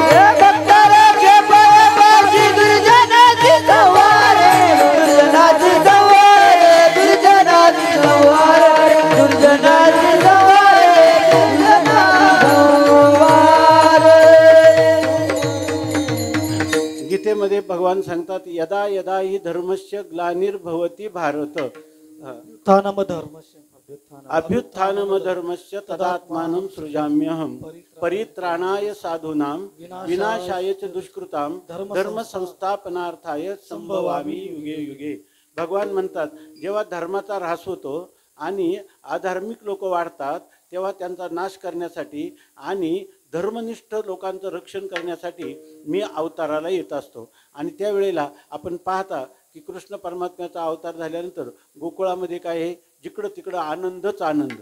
नुसता परमात्म्याचा अवतार झाला त्याच वेळेला यमुना आपोआप यमुना जळ स्थिर स्थिर वाहे. मोर रात्री 12 वाजता नाचायला लागले. आणि भगवान रामचंद्राचा अवतार झाला तेव्हा त्या अयोध्येच्या शिरवीच्या तीरावर मोर दुपारी 12 वाजता नाचायला लागले. चैत्रामध्ये काय पावसाळा नव्हता, ढग झाकून आले नव्हते, पण हे भगवंताचं हे सामर्थ्य आहे, हे वस्तू सामर्थ्य आहे. पण भगवान करतो, पण त्या दुष्टांचा नाश करतो. पण जेव्हा ज्ञानोबाराय तुकोबारायांसारखे संत या जगात अवतरतात तेव्हा त्यांना दुष्टांचा नाश करणं हे कार्य ते आपल्याकडे घेत नाही, हे त्यांना वाटत नाही. दुष्ट हे संज्ञा किंवा त्याला दुष्टपणा प्राप्त कशामुळे झाला, तो अविचारी झाला. त्या ठिकाणी तो असत कृत्य करायला लागला, असत भावना, असत विचार करायला लागला. आपण त्याच्या बुद्धीत बदल करू. म्हणजे त्याला मारून मुक्ती देत असतात देव, पण संत न मारता त्याला तळ हाताच्या आवळ्यासारखी मुक्ती देतात. ते त्याच्या बुद्धीत बदल करून. म्हणून हे कार्य कोणाचं, विशेष कार्य देवापेक्षा संतांचं आहे. विठ्ठल विठ्ठल विठ्ठल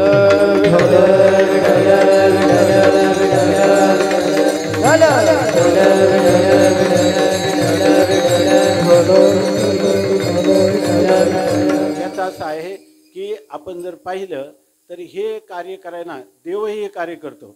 आज ते कार्य ह्या काळामध्ये देवाने अवतार घ्यावा असं झालं नाही. अजूनही काही नीतिमूल्य या जगामध्ये म्हणजे त्याचं आचरण करणारे असे काही लोक आहेत. त्यांच्या पुण्याईवर कुठल्याही ठिकाणी गेलं तर कुठंतरी कोणीतरी एक ब्रह्मचारी, कोणीतरी एक पतिव्रता स्त्री, कोणीतरी साधू, कोणीतरी योगी, कोणीतरी नैतिक धर्माचं पालन करणारे अशा पुरुष असल्यामुळं ह्या सर्वांचं आपलं रक्षण होत असतं. आणि अशा वेळेला जरी आता भगवंताचा अवतार झाला, आणि आता तर भगवंताचा अवतार नाही, परंतु भगवंतानी असं काही करून ठेवलेलं आहे चरित्र. ते चरित्र ते उच्चारावे केले देवे गोकुळी. आता परवा काल्याचं कीर्तन आहे, त्याप्रमाणे भगवंताचं चरित्र नुसतं वर्णन केलं, परमात्म्याचं नामस्मरण जरी आपण केलं तरीसुद्धा या अधार्मिक आपल्या बुद्धीमध्ये असणारा अधर्म आपोआप निघून जातो, त्याची जागा धर्म घेतो, आपण सदाचारी बनतो. तेव्हा जो माणूस राम नाम गातो ना, तो अयोध्येतला रामराज्यातलाच मनुष्य आहे. आणि तो जरी कलियुगात असला तरी त्याच्यासाठी ते त्रेतायुगच आहे. विठ्ठल विठ्ठल विठ्ठल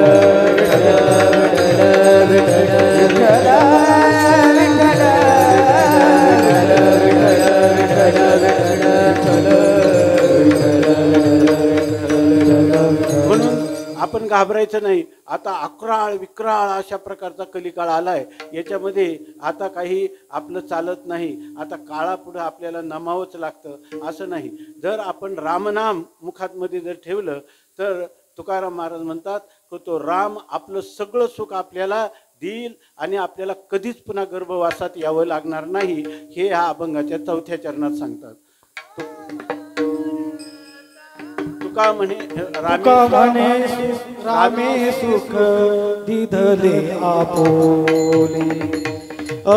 तुका म्हणे रामे सुख दिधले आपोले. तुका म्हणे रामे सुख दिले आपुले. तुका म्हणे रामे सुख दिले आपुले. हे तुका म्हणे राम सुख दिले आपुले. तुका म्हणे राम सुख दिले आपुले. तुका म्हणे रामे सुख दिले आपुले. तुका म्हणे रामे सुख दिले आपुले. तया गर्भवासी येणे जाणे खुंटले. तया गर्भवासी येणे जाणे खुंटले. राम वेळोवेळा गावोले. राम वेळोवेळा गावोले. तया गर्भवासी तया गर्भवासी जाणे गुंजले. राम वेळोवेळा गावोले. राम वेळोवेळा गावोले.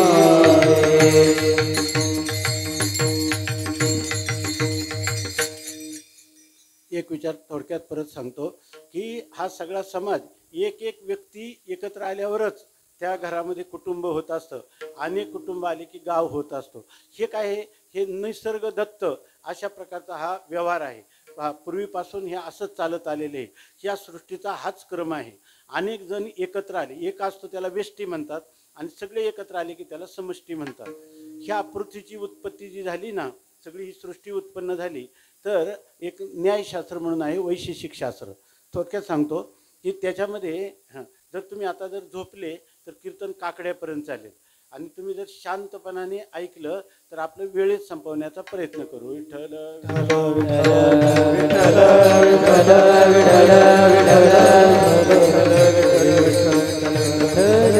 याच्यात कोणी झोपलेलं नाही, सगळे सर्वांगाचे कान करून ऐकतात, हे मी पाहत आहे. परंतु आणखी सावधान राहावं म्हणून सांगत आहे. विठ्ठल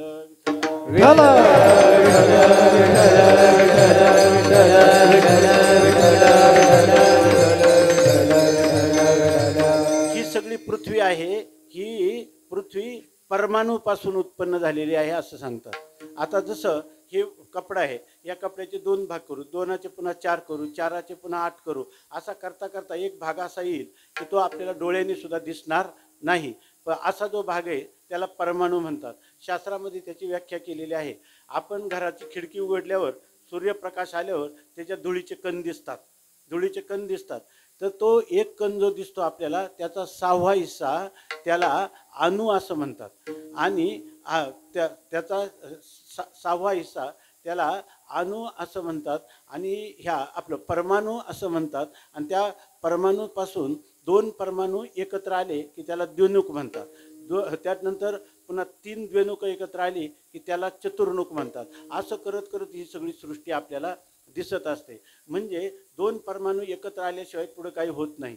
तशी 2 हृदय, 2 माणसं, दोन्ही एक विचाराची जर एकत्र आली तर आनंदाचा विस्तार होईल आणि 2 जर वाईट माणसं एकत्र आली तर दुःखाचा विस्तार होईल. विठ्ठल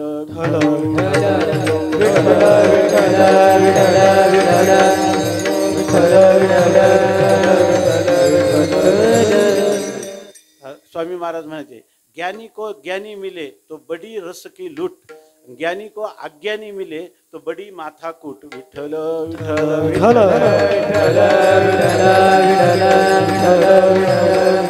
2 सद्विचारी माणसं जर एकत्र आली ना, तर जसं एखाद्या 2 सरोवर असली मोठी, तर एका सरोवरातलं लाटा ह्या सरोवरात आणि या सरोवरातल्या लाटा त्या सरोवरात जातात. जवळिकेचे परस्परे जवळिकेची सरोवरे उचंबळल्या कालवती परस्परे की तरंगाशी धवळारी तरंगची होती.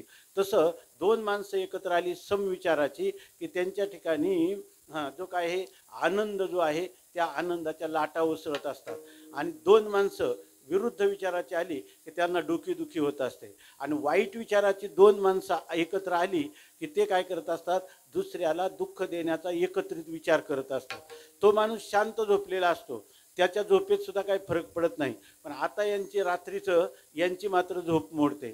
आणि चेंडू जितका जोराने आपण टाकावं, ह्या गोष्टी गणितापेक्षा तंतोतंत आहेत. हे साधारण शास्त्र नाही, हे वेद आहे. ज्या वेदाने सांगितलं ते अकाट्य सिद्धांत आहे. चेंडू जितका जोराने आदळला त्याच दिशेने तो तितकाच उसळी घेतो. तसं आपण दुसऱ्याचं हिताचं चिंतन केलं तर आपलं हित प्रथम होतं आणि दुसऱ्याचं अकल्याणाचं चिंतन केलं तर पहिली अकल्याणाला सुरुवात आपल्यापासून होते. तुम्ही म्हणले कुठं काय झाली, आता तुमची झोप मोडली, आता तुमचं चित्त चंचल झालं, मलिन झालं, याच्यापेक्षा दुसरं दुःख काय पाहिजे. विठ्ठल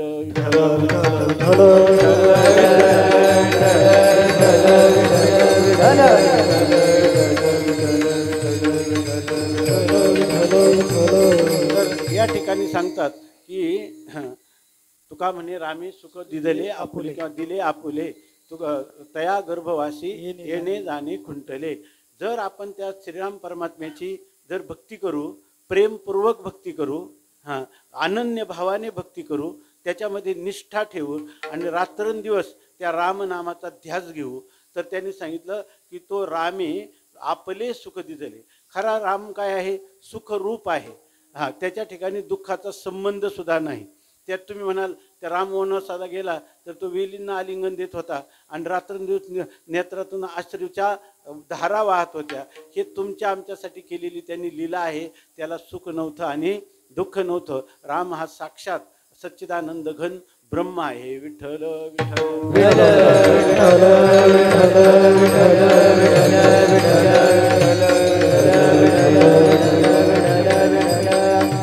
तो राम सुखरूप आहे. एकदा पार्वती माता विमानातून भगवान शंकरांबरोबर चालल्या होत्या कैलासमधून, आणि रामप्रभू हे आपला परिसर आहे ना, हा दंडकारण्याचा परिसर आहे. या परिसराला रामप्रभूंचे, सीतामाईचे, लक्ष्मणरायाचे पाऊल लागलेले आहेत. तेव्हा या ठिकाणी भगवान सदाशिवांना पार्वती माता म्हटल्या, पाहिलं त्यांनी रामप्रभू एखाद्या वेलीला जाऊन विचारतात, तुम्हाला सीता कुठे पाहिली का? वृक्षांना विचारतात, तुम्हाला सीता दिसली का? रावणाने ज्या वेळेला अपहरण केलं त्यावेळेला, तेव्हा त्या पार्वती मातेला असा शंका आली. रामपूजी सदाशिव, भगवंताला शंकराला विचारलं तुमचं दैवत कोणतं? ते म्हणतात राम. आणि रामाला विचारलं तुमचं दैवत कोणतं? तर शंकर. त्या ठिकाणी रामपूजी सदाशिव आणि भजन करी महादेव. त्यांनी सांगितलं तुमचं इष्ट दैवत आणि पत्नीचा विरह झाला तर वेलीला आणि वृक्षाला विचारतंय आणि ते त्याचं भजन तुम्ही करता. त्यांनी सांगितलं रामप्रभूंचं महात्म्य तुला कळणार नाही, तू असं काही विचारू नको. ते म्हणे मी परीक्षा घेणार. त्यांनी सांगितलं विषयाची परीक्षा घेऊ नये, विषयाची परीक्षा घेऊ नये असं सांगितलं. तर त्या पार्वती माते श्री हट्ट असतो, ते म्हणे मी परीक्षा घेणारच. पार्वती मातेनं सीतेचं रूप घेतलं, सीतेचं रूप घेतलं आणि रामप्रभूंच्या पुढे गेल्या. हे काय मी सीता आले. परमात्म्याने रामप्रभूंनी पाठ वळवली पार्वती मातेकडे. ती पुन्हा समोर गेली, पुन्हा पाठ वळवली आणि ती काही पिच्छा सोडेना. तेव्हा रामप्रभूंनी तिला विचारलं तू क्यों आई? भावार्थ रामायणामध्ये नाथ महाराजांनी लिहिलेलं आहे. तर त्याच्यामध्ये काही प्रतिमध्ये तो अध्याय आहे, काही प्रतिमध्ये नाही. तर त्यांनी लिहिलं तू क्यों आई, की हे जगत जननी, ह्या विश्वाची जननी, माझ्या आराध्य दैवत सदाशिवाची पत्नी, माझी साक्षात माता, तू या ठिकाणी कशासाठी आली? ह्या जंगलामध्ये तुझं कशासाठी येणं झालं? तू क्यों आई असं विचारलं. तर त्यावेळेला पार्वती मातेला माझ्या भगवान सदाशिवाला सोडून एकटी पुन्हा कशी आली असं जेव्हा विचारलं, तेव्हा तिला कळलं की हा भगवान जो आहे तो हा सर्वज्ञ आहे, सर्व शक्तिमान आहे. आणि मग तिनं त्यांची क्षमा मागितली. जे आपल्याकडे तुकाई देवता आहे ना, लोक म्हणतात तुकाईचं मंदिर, तर त्यांनी नाथ महाराजांनी लिहिलंय ते तू क्यों आई, म्हणजे ही पार्वती मात्र का आली असं विचारतात. तिचंच नाव झालं तुकाई. विठ्ठल विठ्ठल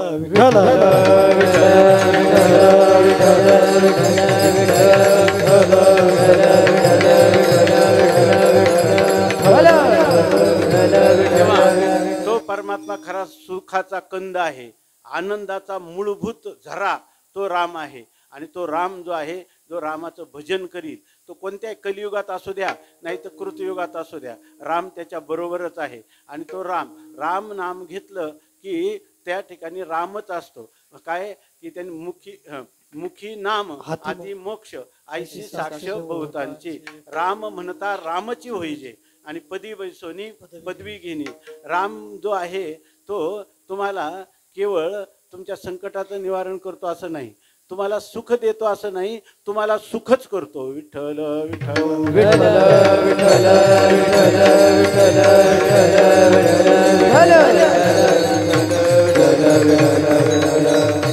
आमची आई एकदा आळंदीला आली आणि स्वामी महाराज होते, त्यांचं नाव होतं आनंदाश्रम स्वामी.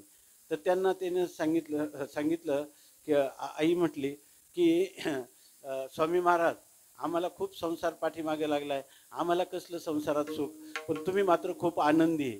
म्हणे तू आनंदी राहा नाही तर दुःखी राहा म्हणे, मला का शिव्या देते? आई म्हटली शिव्या कुठं दिले? ती म्हणे की मी तुम्हाला शिव्या कुठं दिल्या? तर ते म्हटले तुम्हाला आनंदी म्हणते ही शिव आहे, मी आनंदी नाही, आनंद म्हणजेच मी आहे. विठ्ठल विठ्ठल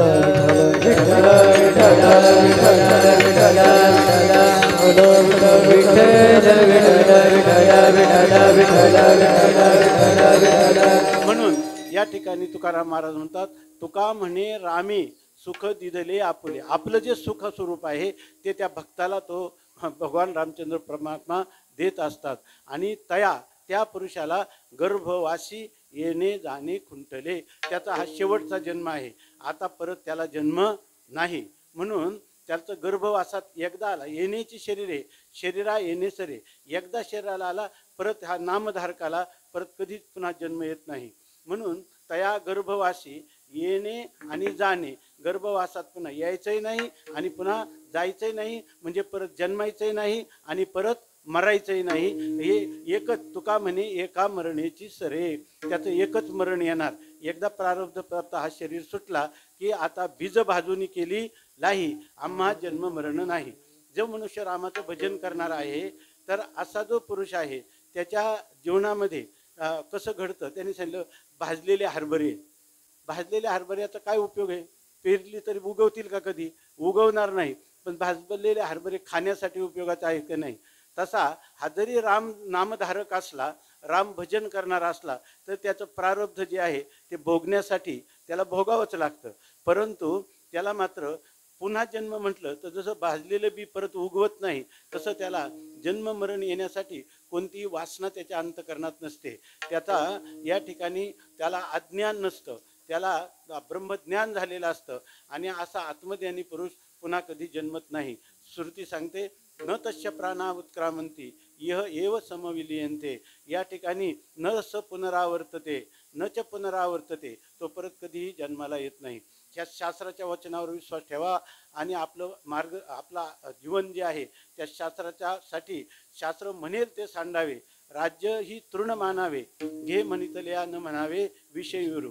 शास्त्र जर म्हणत असेल राज्याचा त्याग करावा तर माणसाने खुशाल करावा. शास्त्र म्हणत असेल की विष म्हणू नका तर खुशाल प्राशन करावं. जे ज्याला काय म्हणतो दीड दमडीचे मरके असणारे जीव आणि त्यांच्या बोलण्यावर विश्वास ठेवतो आणि जे शास्त्र भगवंताच्या मुखातून आलं, भगवंताच्या निश्वासातून आलं त्याची उपेक्षा करतो. तुम्हीच सांगा त्याला सुखाचा कुठंतरी पत्ता तरी लागेल का? विठ्ठल विठ्ठल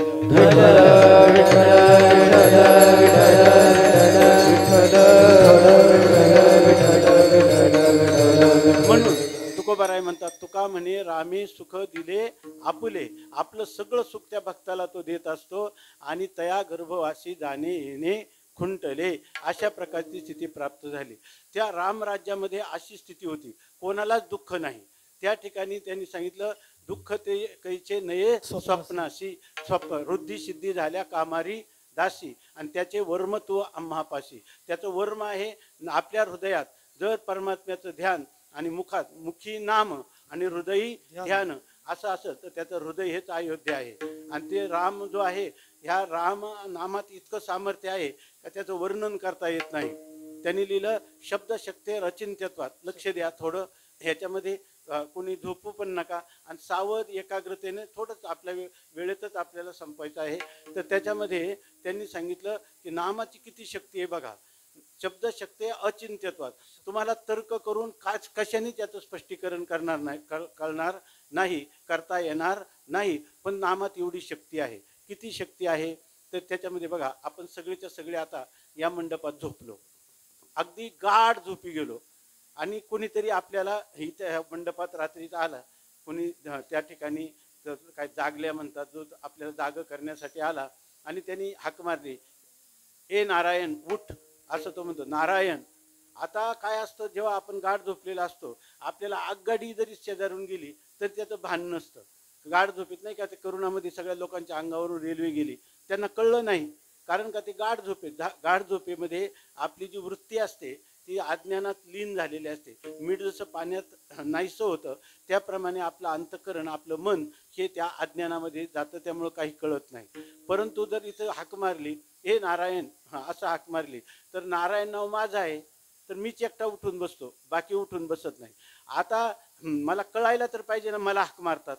मला ज्या मनाला कळायचं ते मन तर त्याच्यात लीन होऊन गेलेलं आहे आणि मनुष्य उठतो तर खरं की नाही, हाक मारल्यावर उठतो हे तर खरं आहे की नाही. हा कशाचा महिमा आहे?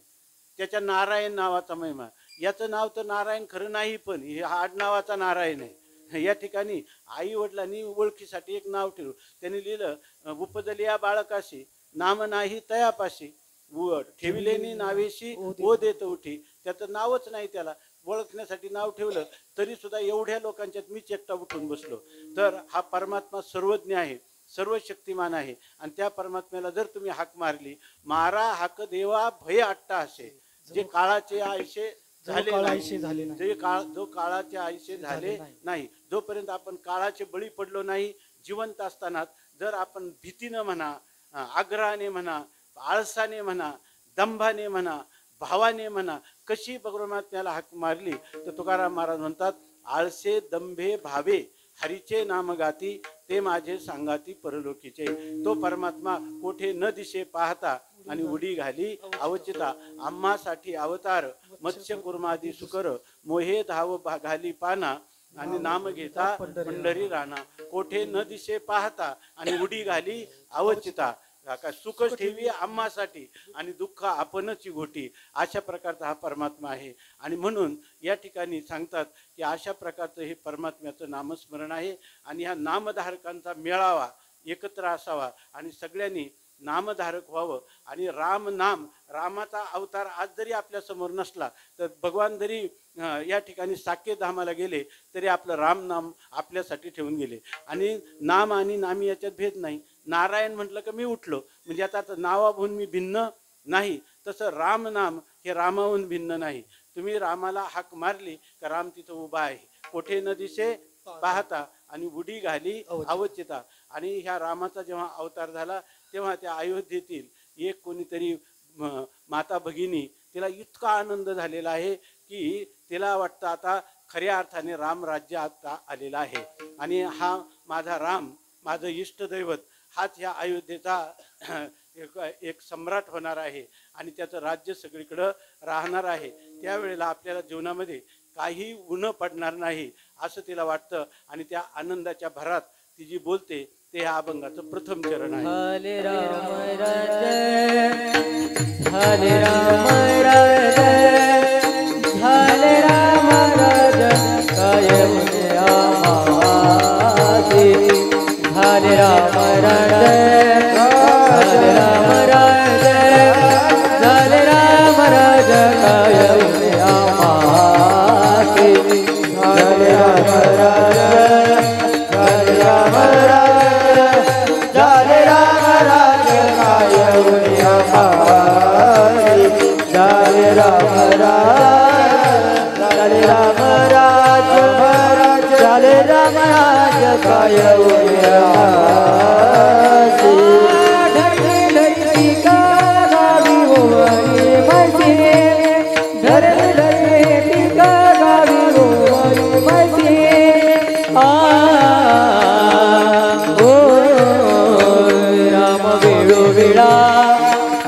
वेळो वेळा राम वेळो वेळा गावो राम वेळो वेळा राम वेळो वेळा राम वेळो वेळा गावो धरणी धरी पिक गाई ओळखायचे धरणी धरी पिक गाई ओळखायचे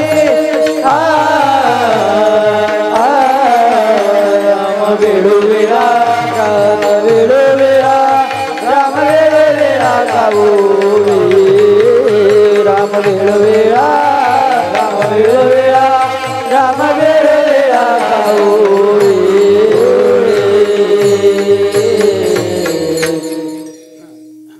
ती माता त्या अयोध्येतली असणारी ती सांगते की आता झाले रामराज्य, काय उन्हे आम्हाशी, आम्हाला काय उन्ह पडणार आहे. माणसाच्या जीवनात असा आत्मविश्वास असावा, मी परमार्थ करतो, माझ्या पांडुरंगाला मी आळवत आहे, मला जगातलं काहीच उन्ह राहणार नाही. आता तुम्ही म्हणाल काही लोकांना तर उन्ह दिसतंय, रात्रंदिवस भगवंताचं भजन करतात, भगवंताचा एकच ध्येय आहे ह्या भक्ताला माझ्या स्वरूपात घ्यायचं. त्याच्यासाठी त्याचं संसारातून मन विरक्त होण्यासाठी कदाचित त्याला प्रतिकूल प्रसंग देईल, आपल्या जवळ येण्यासाठी कदाचित अनुकूल प्रसंग देईल. त्याचा विचार करायचा नाही. आपलं काम आहे भजन करणं आणि त्याचं काम आहे भक्ताचा सांभाळ करणं. विठ्ठल विठ्ठल विठ्ठल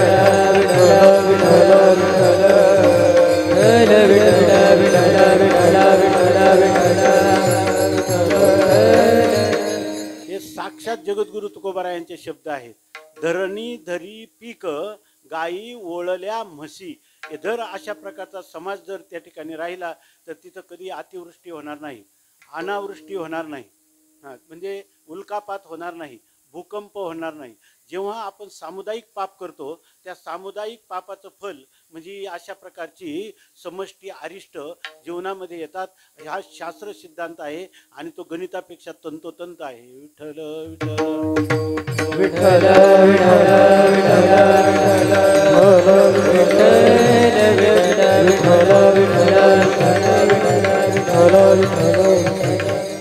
बेळगावाजवळ एक खेडा आहे आणि त्या खेड्यातले लोक आले होते आळंदीला. 4-4 जण आले होते. त्यांनी सांगितलं की आमच्या गावामध्ये करोनामध्ये एकाने मास्क वापरला नाही कोणी, आणि आम्ही फक्त अखंड नामस्मरण त्या काळामध्ये केलं. त्या गावामध्ये आमच्या गावात एकाही पेशंट करोनाने बाधित असा सरकारी तपासण्या करायला लोक येत होते, पण एकही पॉझिटिव्ह सापडला नाही. त्यांना म्हटलं योगायोगाने झालं नसेल. म्हणजे योगायोग असं म्हणू नका, हे आमच्या रामनामाचं महत्त्व आहे. विठ्ठल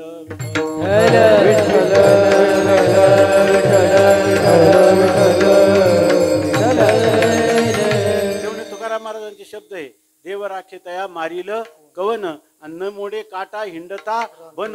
याचा अनुभव आम्ही तुकाराम महाराजांच्या कृपेने घेऊन पाहिला. विठ्ठल विठ्ठल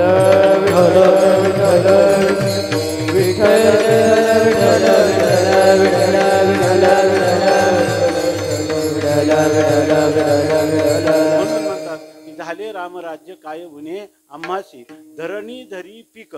जे या ठिकाणी दुष्काळ पडणार नाही. धरणी जी आहे ती आपोआप पीक धारण करील. ही पृथ्वी माता आहे, ती आपल्या सर्वांची अधिष्ठात्री देवता आहे. जर तिचा आपण यथायोग्य रीतीनं त्या पृथ्वीवर राहत असताना सदाचार, सद्भावना आणि सद्विचार यांचं सामंजस्य जीवनात ठेवून जर सगळा समाज एकत्र होऊन अशा प्रकारचं उदात्त गंभीर असं जीवन जगेल तर धरणी धरी पीक आणि त्याच्या ठिकाणी गाई आणि म्हशीचं दूध त्याला कितीही उपलब्ध होईल. पिशव्याचं दूध पाहावं लागणार नाही.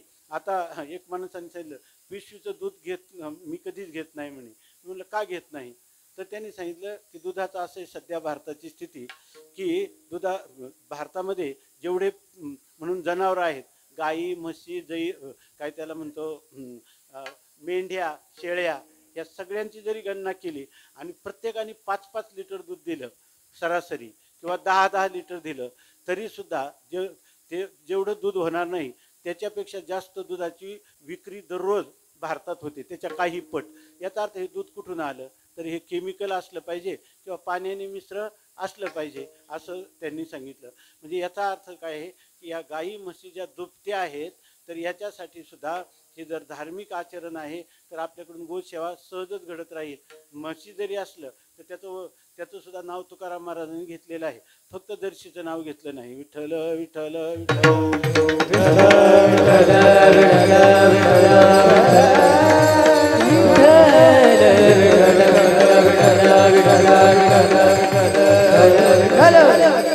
असो. या ठिकाणी अशी स्थिती आहे की धरणी धरी पीक गायी वळल्या म्हशी. सदाचारी मनुष्याचं त्यांनी तर इतकं आता तर खूप संशोधन करतात हे शास्त्रज्ञ. जे शाकाहारी आहे, सज्जन आहे आणि तो त्याच्या शेतात पाणी भरतो त्यावेळेला त्याचं खाल्लेल्या अन्नाचे सुद्धा शरीरात होणारे ज्या परिणाम आहे ते वेगळे आहेत आणि मांसाहारी दुष्ट माणसाच्या शेतात पिकणाऱ्या धान्याचे सुद्धा परिणाम वेगळे आहेत. विठ्ठल विठ्ठल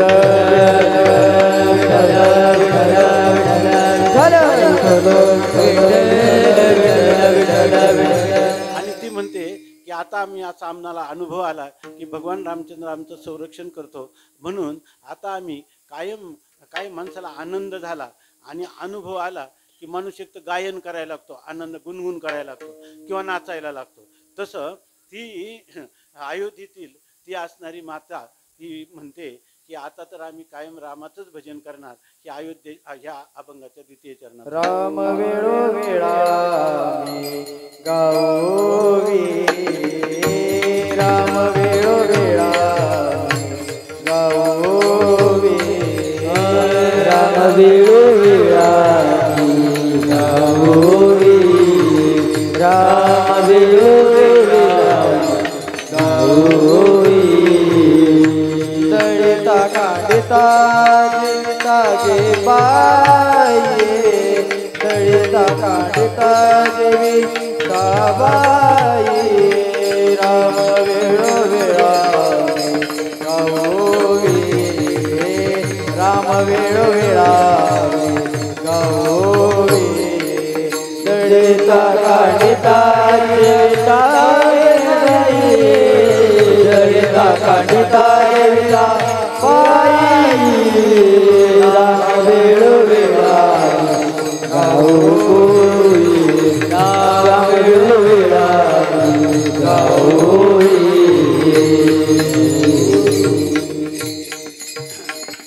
ती आपल्या सखींना सगळ्यांना सांगते की आता आपण राम वेळोवेळा आम्ही गावोवे. रामप्रभूवर श्रीराम जय राम जय जय राम असं आपण रात्रंदिवस भजन करत राहू. त्या रामाचं गुणसंकीर्तन करू, त्याचं लीला संकीर्तन करू, त्याचं नाम संकीर्तन करू, त्याचं स्वरूप संकीर्तन करू.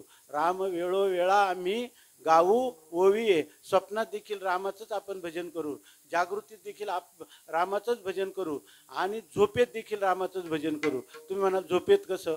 शास्त्राने सांगितलं झोपेत जाईपर्यंत नामस्मरण केलं आणि उठल्याबरोबर नामस्मरण केलं तर त्या पुरुषाला झोपेत नामस्मरण केल्याचं संपूर्ण पुण्य लाभतं. विठ्ठल विठ्ठल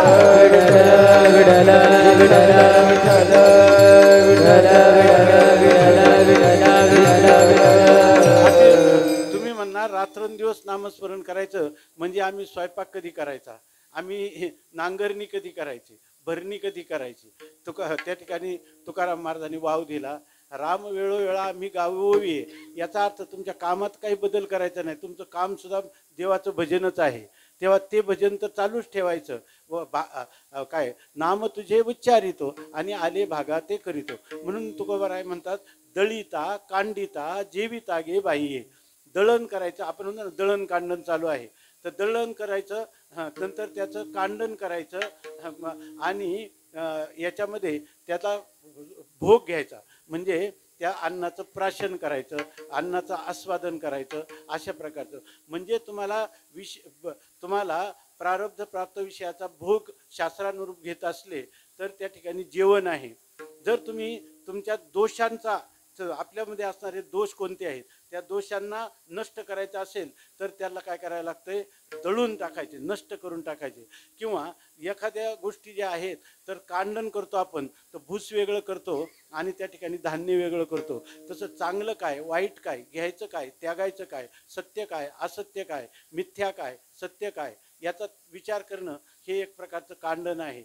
आणि दळिता आपले जे दोष आहेत काम क्रोध लोभ मद यांना घालवणं हे दळण आहे. आणि ज्याचे काम क्रोध लोभ गेलेले आहेत, ज्याच्या ठिकाणी सारासार विचार झालेला आहे, त्याला खरं जेवणाचा आनंद घेता येतो, त्याला खरा भोग घेता येतो. आनंदाचा भोग त्या पुरुषाला घेता येतो. पण आनंदाचा भोग घेत असताना, दळण कांडण करत असताना देखील त्याने रामनाम नित्य ठेवावं.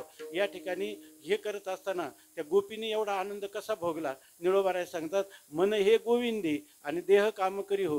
देह शरीर काय संसारासाठी दिलेलं आहे आणि मन परमात्म्याला दिलेलं आहे. आणि गोपीचा संसार कसा झाला म्हणजे त्यांच्यासारखा आनंदाचा संसार कोणाचाच झाला नाही. त्या गोपींनी सगळी कर्म वाट्याला आलेली केली, परंतु मन कुठं होतं त्यांचं? परमात्म्याला धन पाहिजे नाही. स्वामी महाराज सांगायचे परमात्मा वित्त चोर नाही, तो चित्त चोर आहे. त्या गवळणी दही दूध विकायला गेल्या, पण इतका त्यांना विसर पडला की त्या काय म्हणायला लागल्या, दही घ्या दूध घ्या म्हणायचं विसरल्या. आणि त्या काय म्हणू लागल्या, गोविंद घ्या कोणी दामोदर घ्या गे तव तो हसती मथुरेच्या गे. असे हे किती सामान्य मनुष्य असला तरी, स्त्री असो पुरुष असो, कोणत्याही जातीचा धर्माचा पंथाचा असो, पण नाम हे शस्त्र त्याच्याजवळ जर असेल तर त्या ठिकाणी सांगितलं की काय राम वेळोवेळा आम्ही गावो ओवी दळिता कांडिता जीविता गे बाई. आणि यामुळे आम्हाला काय अनुभव प्राप्त झाला तो अभंगाच्या 3ऱ्या चरणात सांगतात. स्वप्नी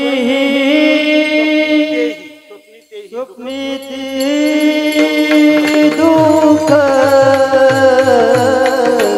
न देखे डोळा, स्वप्नी दुःख न देखे डोळा, स्वप्नीचे दुःख न देखे डोळा, स्वप्नी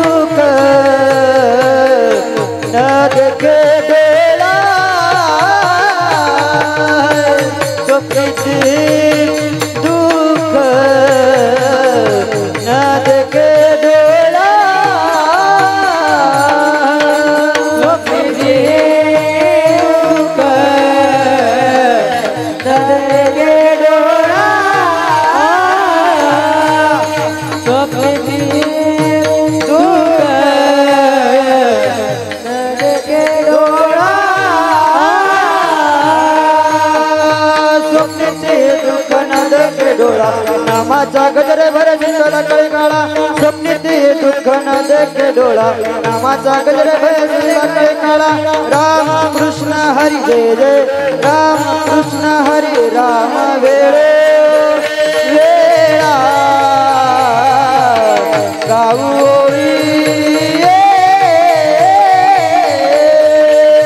राम वेळो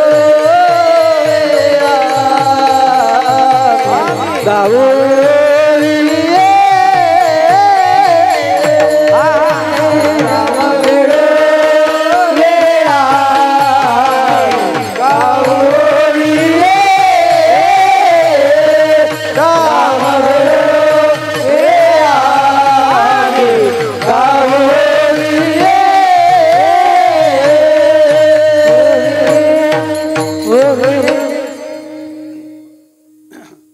वास्तविक हे सगळे गान कोकिळ आहेत, मृदुंगमणी आहेत या ठिकाणी, पण मला मात्र त्याच्यातलं काहीच कळत नाही. याच्यामध्ये हे ज्याला आपण कोकिळाच्या सारखे आहेत आणि आम्हाला कावळ्याचं गायन पण कळत नाही. विठ्ठल विठ्ठल विठ्ठल विठ्ठल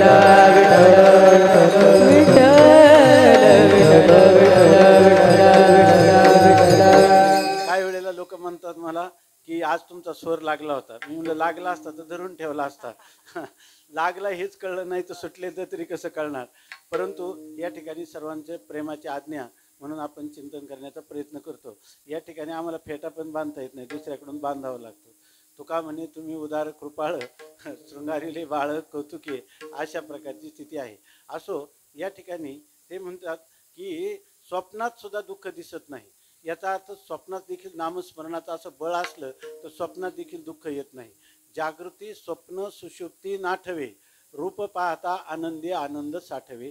जागृती स्वप्न सुषुप्तीमध्ये आपल्याला एक ध्यास लागला पाहिजे. आपल्याला हा शरीर दिलेला आहे ना, हे भगवंताच्या नामचिंतनासाठी, नामाचा गजर करण्यासाठी दिले. आपण नामस्मरण करायचं नाही म्हटलं तरी ते आपल्या जिभेवर नाचलं पाहिजे.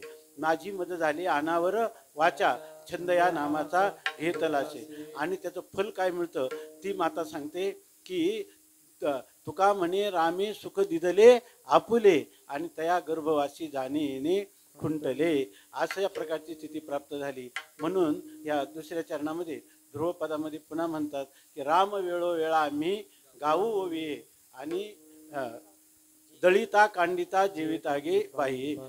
पूर्वी नामस्मरण करतो, आताही करू, नंतर शरीर आशेपर्यंत करू, पुढच्या जन्मातही करू, आणि जितके जन्म होतील तितके खुशाल होऊ द्या. फक्त नाम आमच्या कंठातून जाता कामा नये, एवढीच आमची देवाकडं प्रार्थना आहे. विठोबा रखुमाई विठोबा रखुमाई विठोबा रखुमाई विठोबा रखुमाई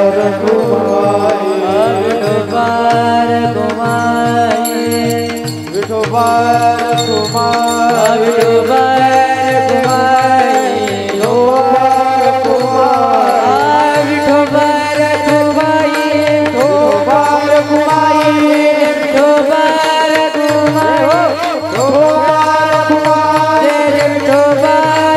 विठोबा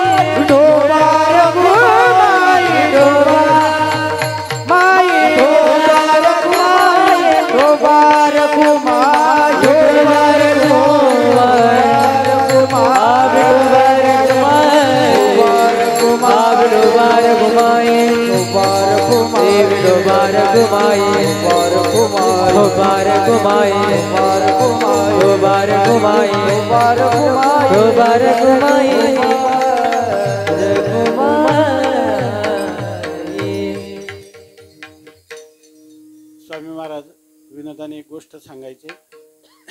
एका मनुष्याने काही जांभळं विकत घेतली, 1 रुपयाची बाजारातून जांभळं विकत घेतली, आणि त्यांनी ते जांभळ तोंडात टाकलं.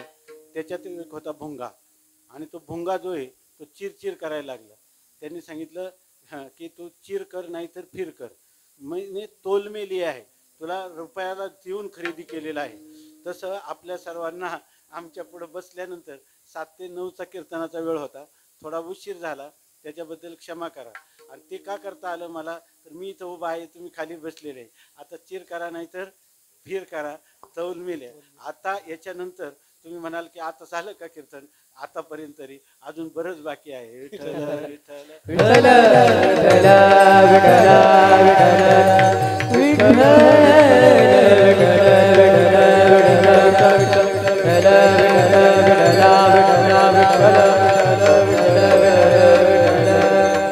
जोगेश्वरी माता आणि भैरवनाथ महाराज ह्या ग्रामाची अधिष्ठाती संरक्षक देवता त्यांनी आणि आपल्या आशीर्वादाने आमच्याकडून ही सेवा घेतली म्हणून हे सुद्धा आमचं भाग्य आहे. वास्तविक आपलं नियोजित कीर्तनाचं जे आहे ते आपल्याला करता आलं नाही, परंतु आमच्या दादांची आज्ञा म्हणून त्यांच्या भीतीनं आजचं कीर्तन आपल्या पुढं हे करून केलं आपण. ही जी सगळे भगवान ज्ञानोबारायांच्या रूपात असणारे हे माता भगिनी आणि पितृतुल्य सज्जन यांच्या चरणी ही जी शब्दरूपी सुमन आहे ती समर्पण करायची. आणि आपल्या आशीर्वादामुळं आम्हाला अलंकापूर क्षेत्रामध्ये संतांच्या सहवासात सद्ग्रंथाचं काही वाचन करायला मिळतं, त्यामुळे ह्या गोष्टी बोलता येतात. रात्रीच आम्ही सांगितलं काही लोक इतिहासाचा गणिताचा अभ्यास करतात, डॉक्टर इंजिनियर होतात, तसं ह्या पुस्तकाचा अभ्यास करून ह्या गोष्टी आम्हाला बोलता येतात. परंतु ह्या सगळ्या गोष्टी आमच्या अनुभवात असतात असं नाही. तुका म्हणे चाकोनी सांगे आणि मजा अनुभव आहे अंगे असं आम्ही म्हणू शकत नाही. परंतु मग म्हणू शकत नाही, अनुभव नाही तर आमच्या पुढं कशाला सांगता? तर त्याचं कारण असं आहे की या ठिकाणी आपण सर्व भगवान माऊलींची रूपं आहात, तर त्यांची सेवा ही शब्दरूपी फुलं आपल्या चरणी समर्पण करायची आणि त्या बदल्यात आपल्या चरणाकडं भीक मागायची की आमच्या ओठातले शब्द आमच्या पोटात जावे आणि मरणाच्या एक क्षण का होईना पूर्वरीत जसं ह्या अभंगामध्ये सांगितलं असं राम वेळो वेळा आम्ही गाऊ ओवी दळिता कांडिता जीविता गे बाई ही स्थिती जी आहे ही आम्हाला अनुभवायला मिळावी यासाठी पुन्हा आपल्या चरणी प्रार्थना करतो आणि आजच्या चिंतनाला विराम देतो. तुम्ही म्हणाल की आताच तुम्ही सांगितलं अजून राहिलेलं आहे. आता फक्त ह्याची चर्चा झाली आपली, रामनाम घ्यायचं राहिलेलंच आहे ना याच्यामध्ये. आता पुढच्या वर्षापर्यंत तरी आपण सारखं राम राम राम राम श्रीराम राम म्हणत राहू, त्याचा काय अनुभव येतो ते पाहू, आहे की नाही? हे करायचं राहिले की नाही? आणि खरं कीर्तन म्हणजे कंबर बांधून उभं राहणं हे कीर्तन नाही. संतांनी सांगितलं तेथ कीर्तन हे नामघोष निर्लज्ज करीते हरीचे दास. राम नाम घेणं हे खरं कीर्तन आहे असं संतांनीच सांगून ठेवलेले. ते तुमच्या आमच्याकडून घडावं यासाठी आपल्याला भगवान माऊलीने मनोबल, शारीरबल, बुद्धिबल, आत्मबल द्यावं.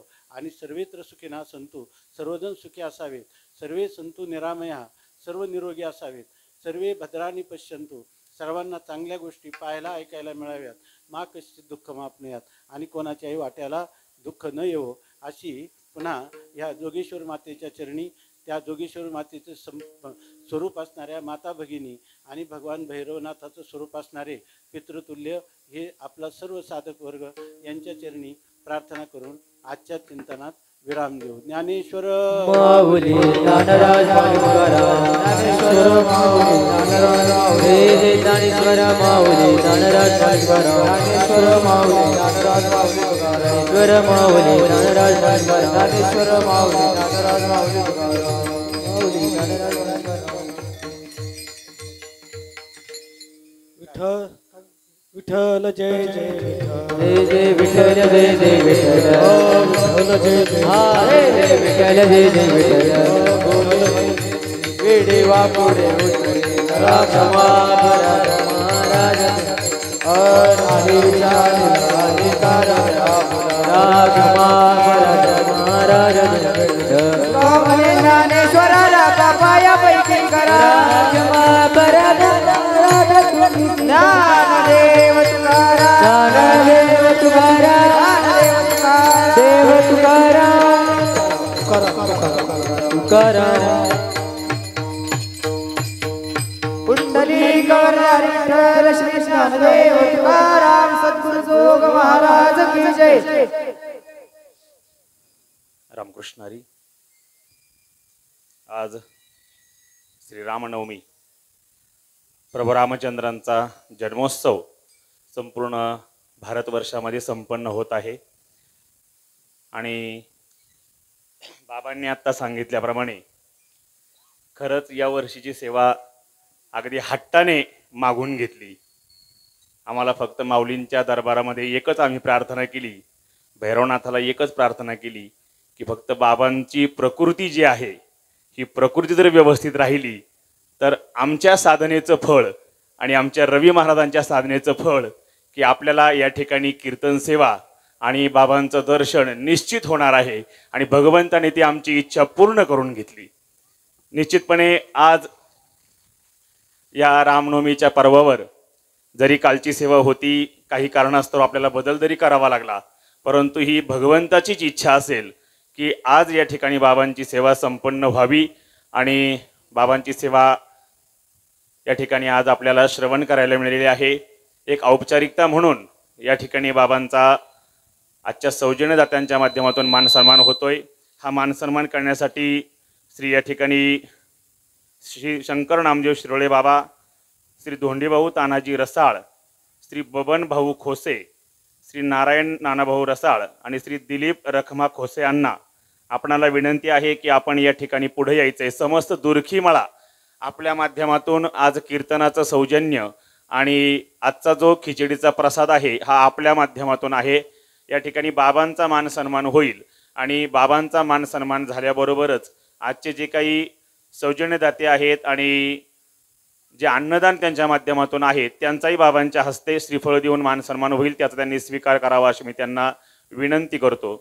त्याचबरोबर या ठिकाणी महाराजांच्या समवेत आलेले आमचे हरिभक्तपारायण चंद महाराज या अतिशय सुंदर अशी गायनाची साथ त्यांच्या माध्यमातून या ठिकाणी आम्हाला प्राप्त झालेली आहे।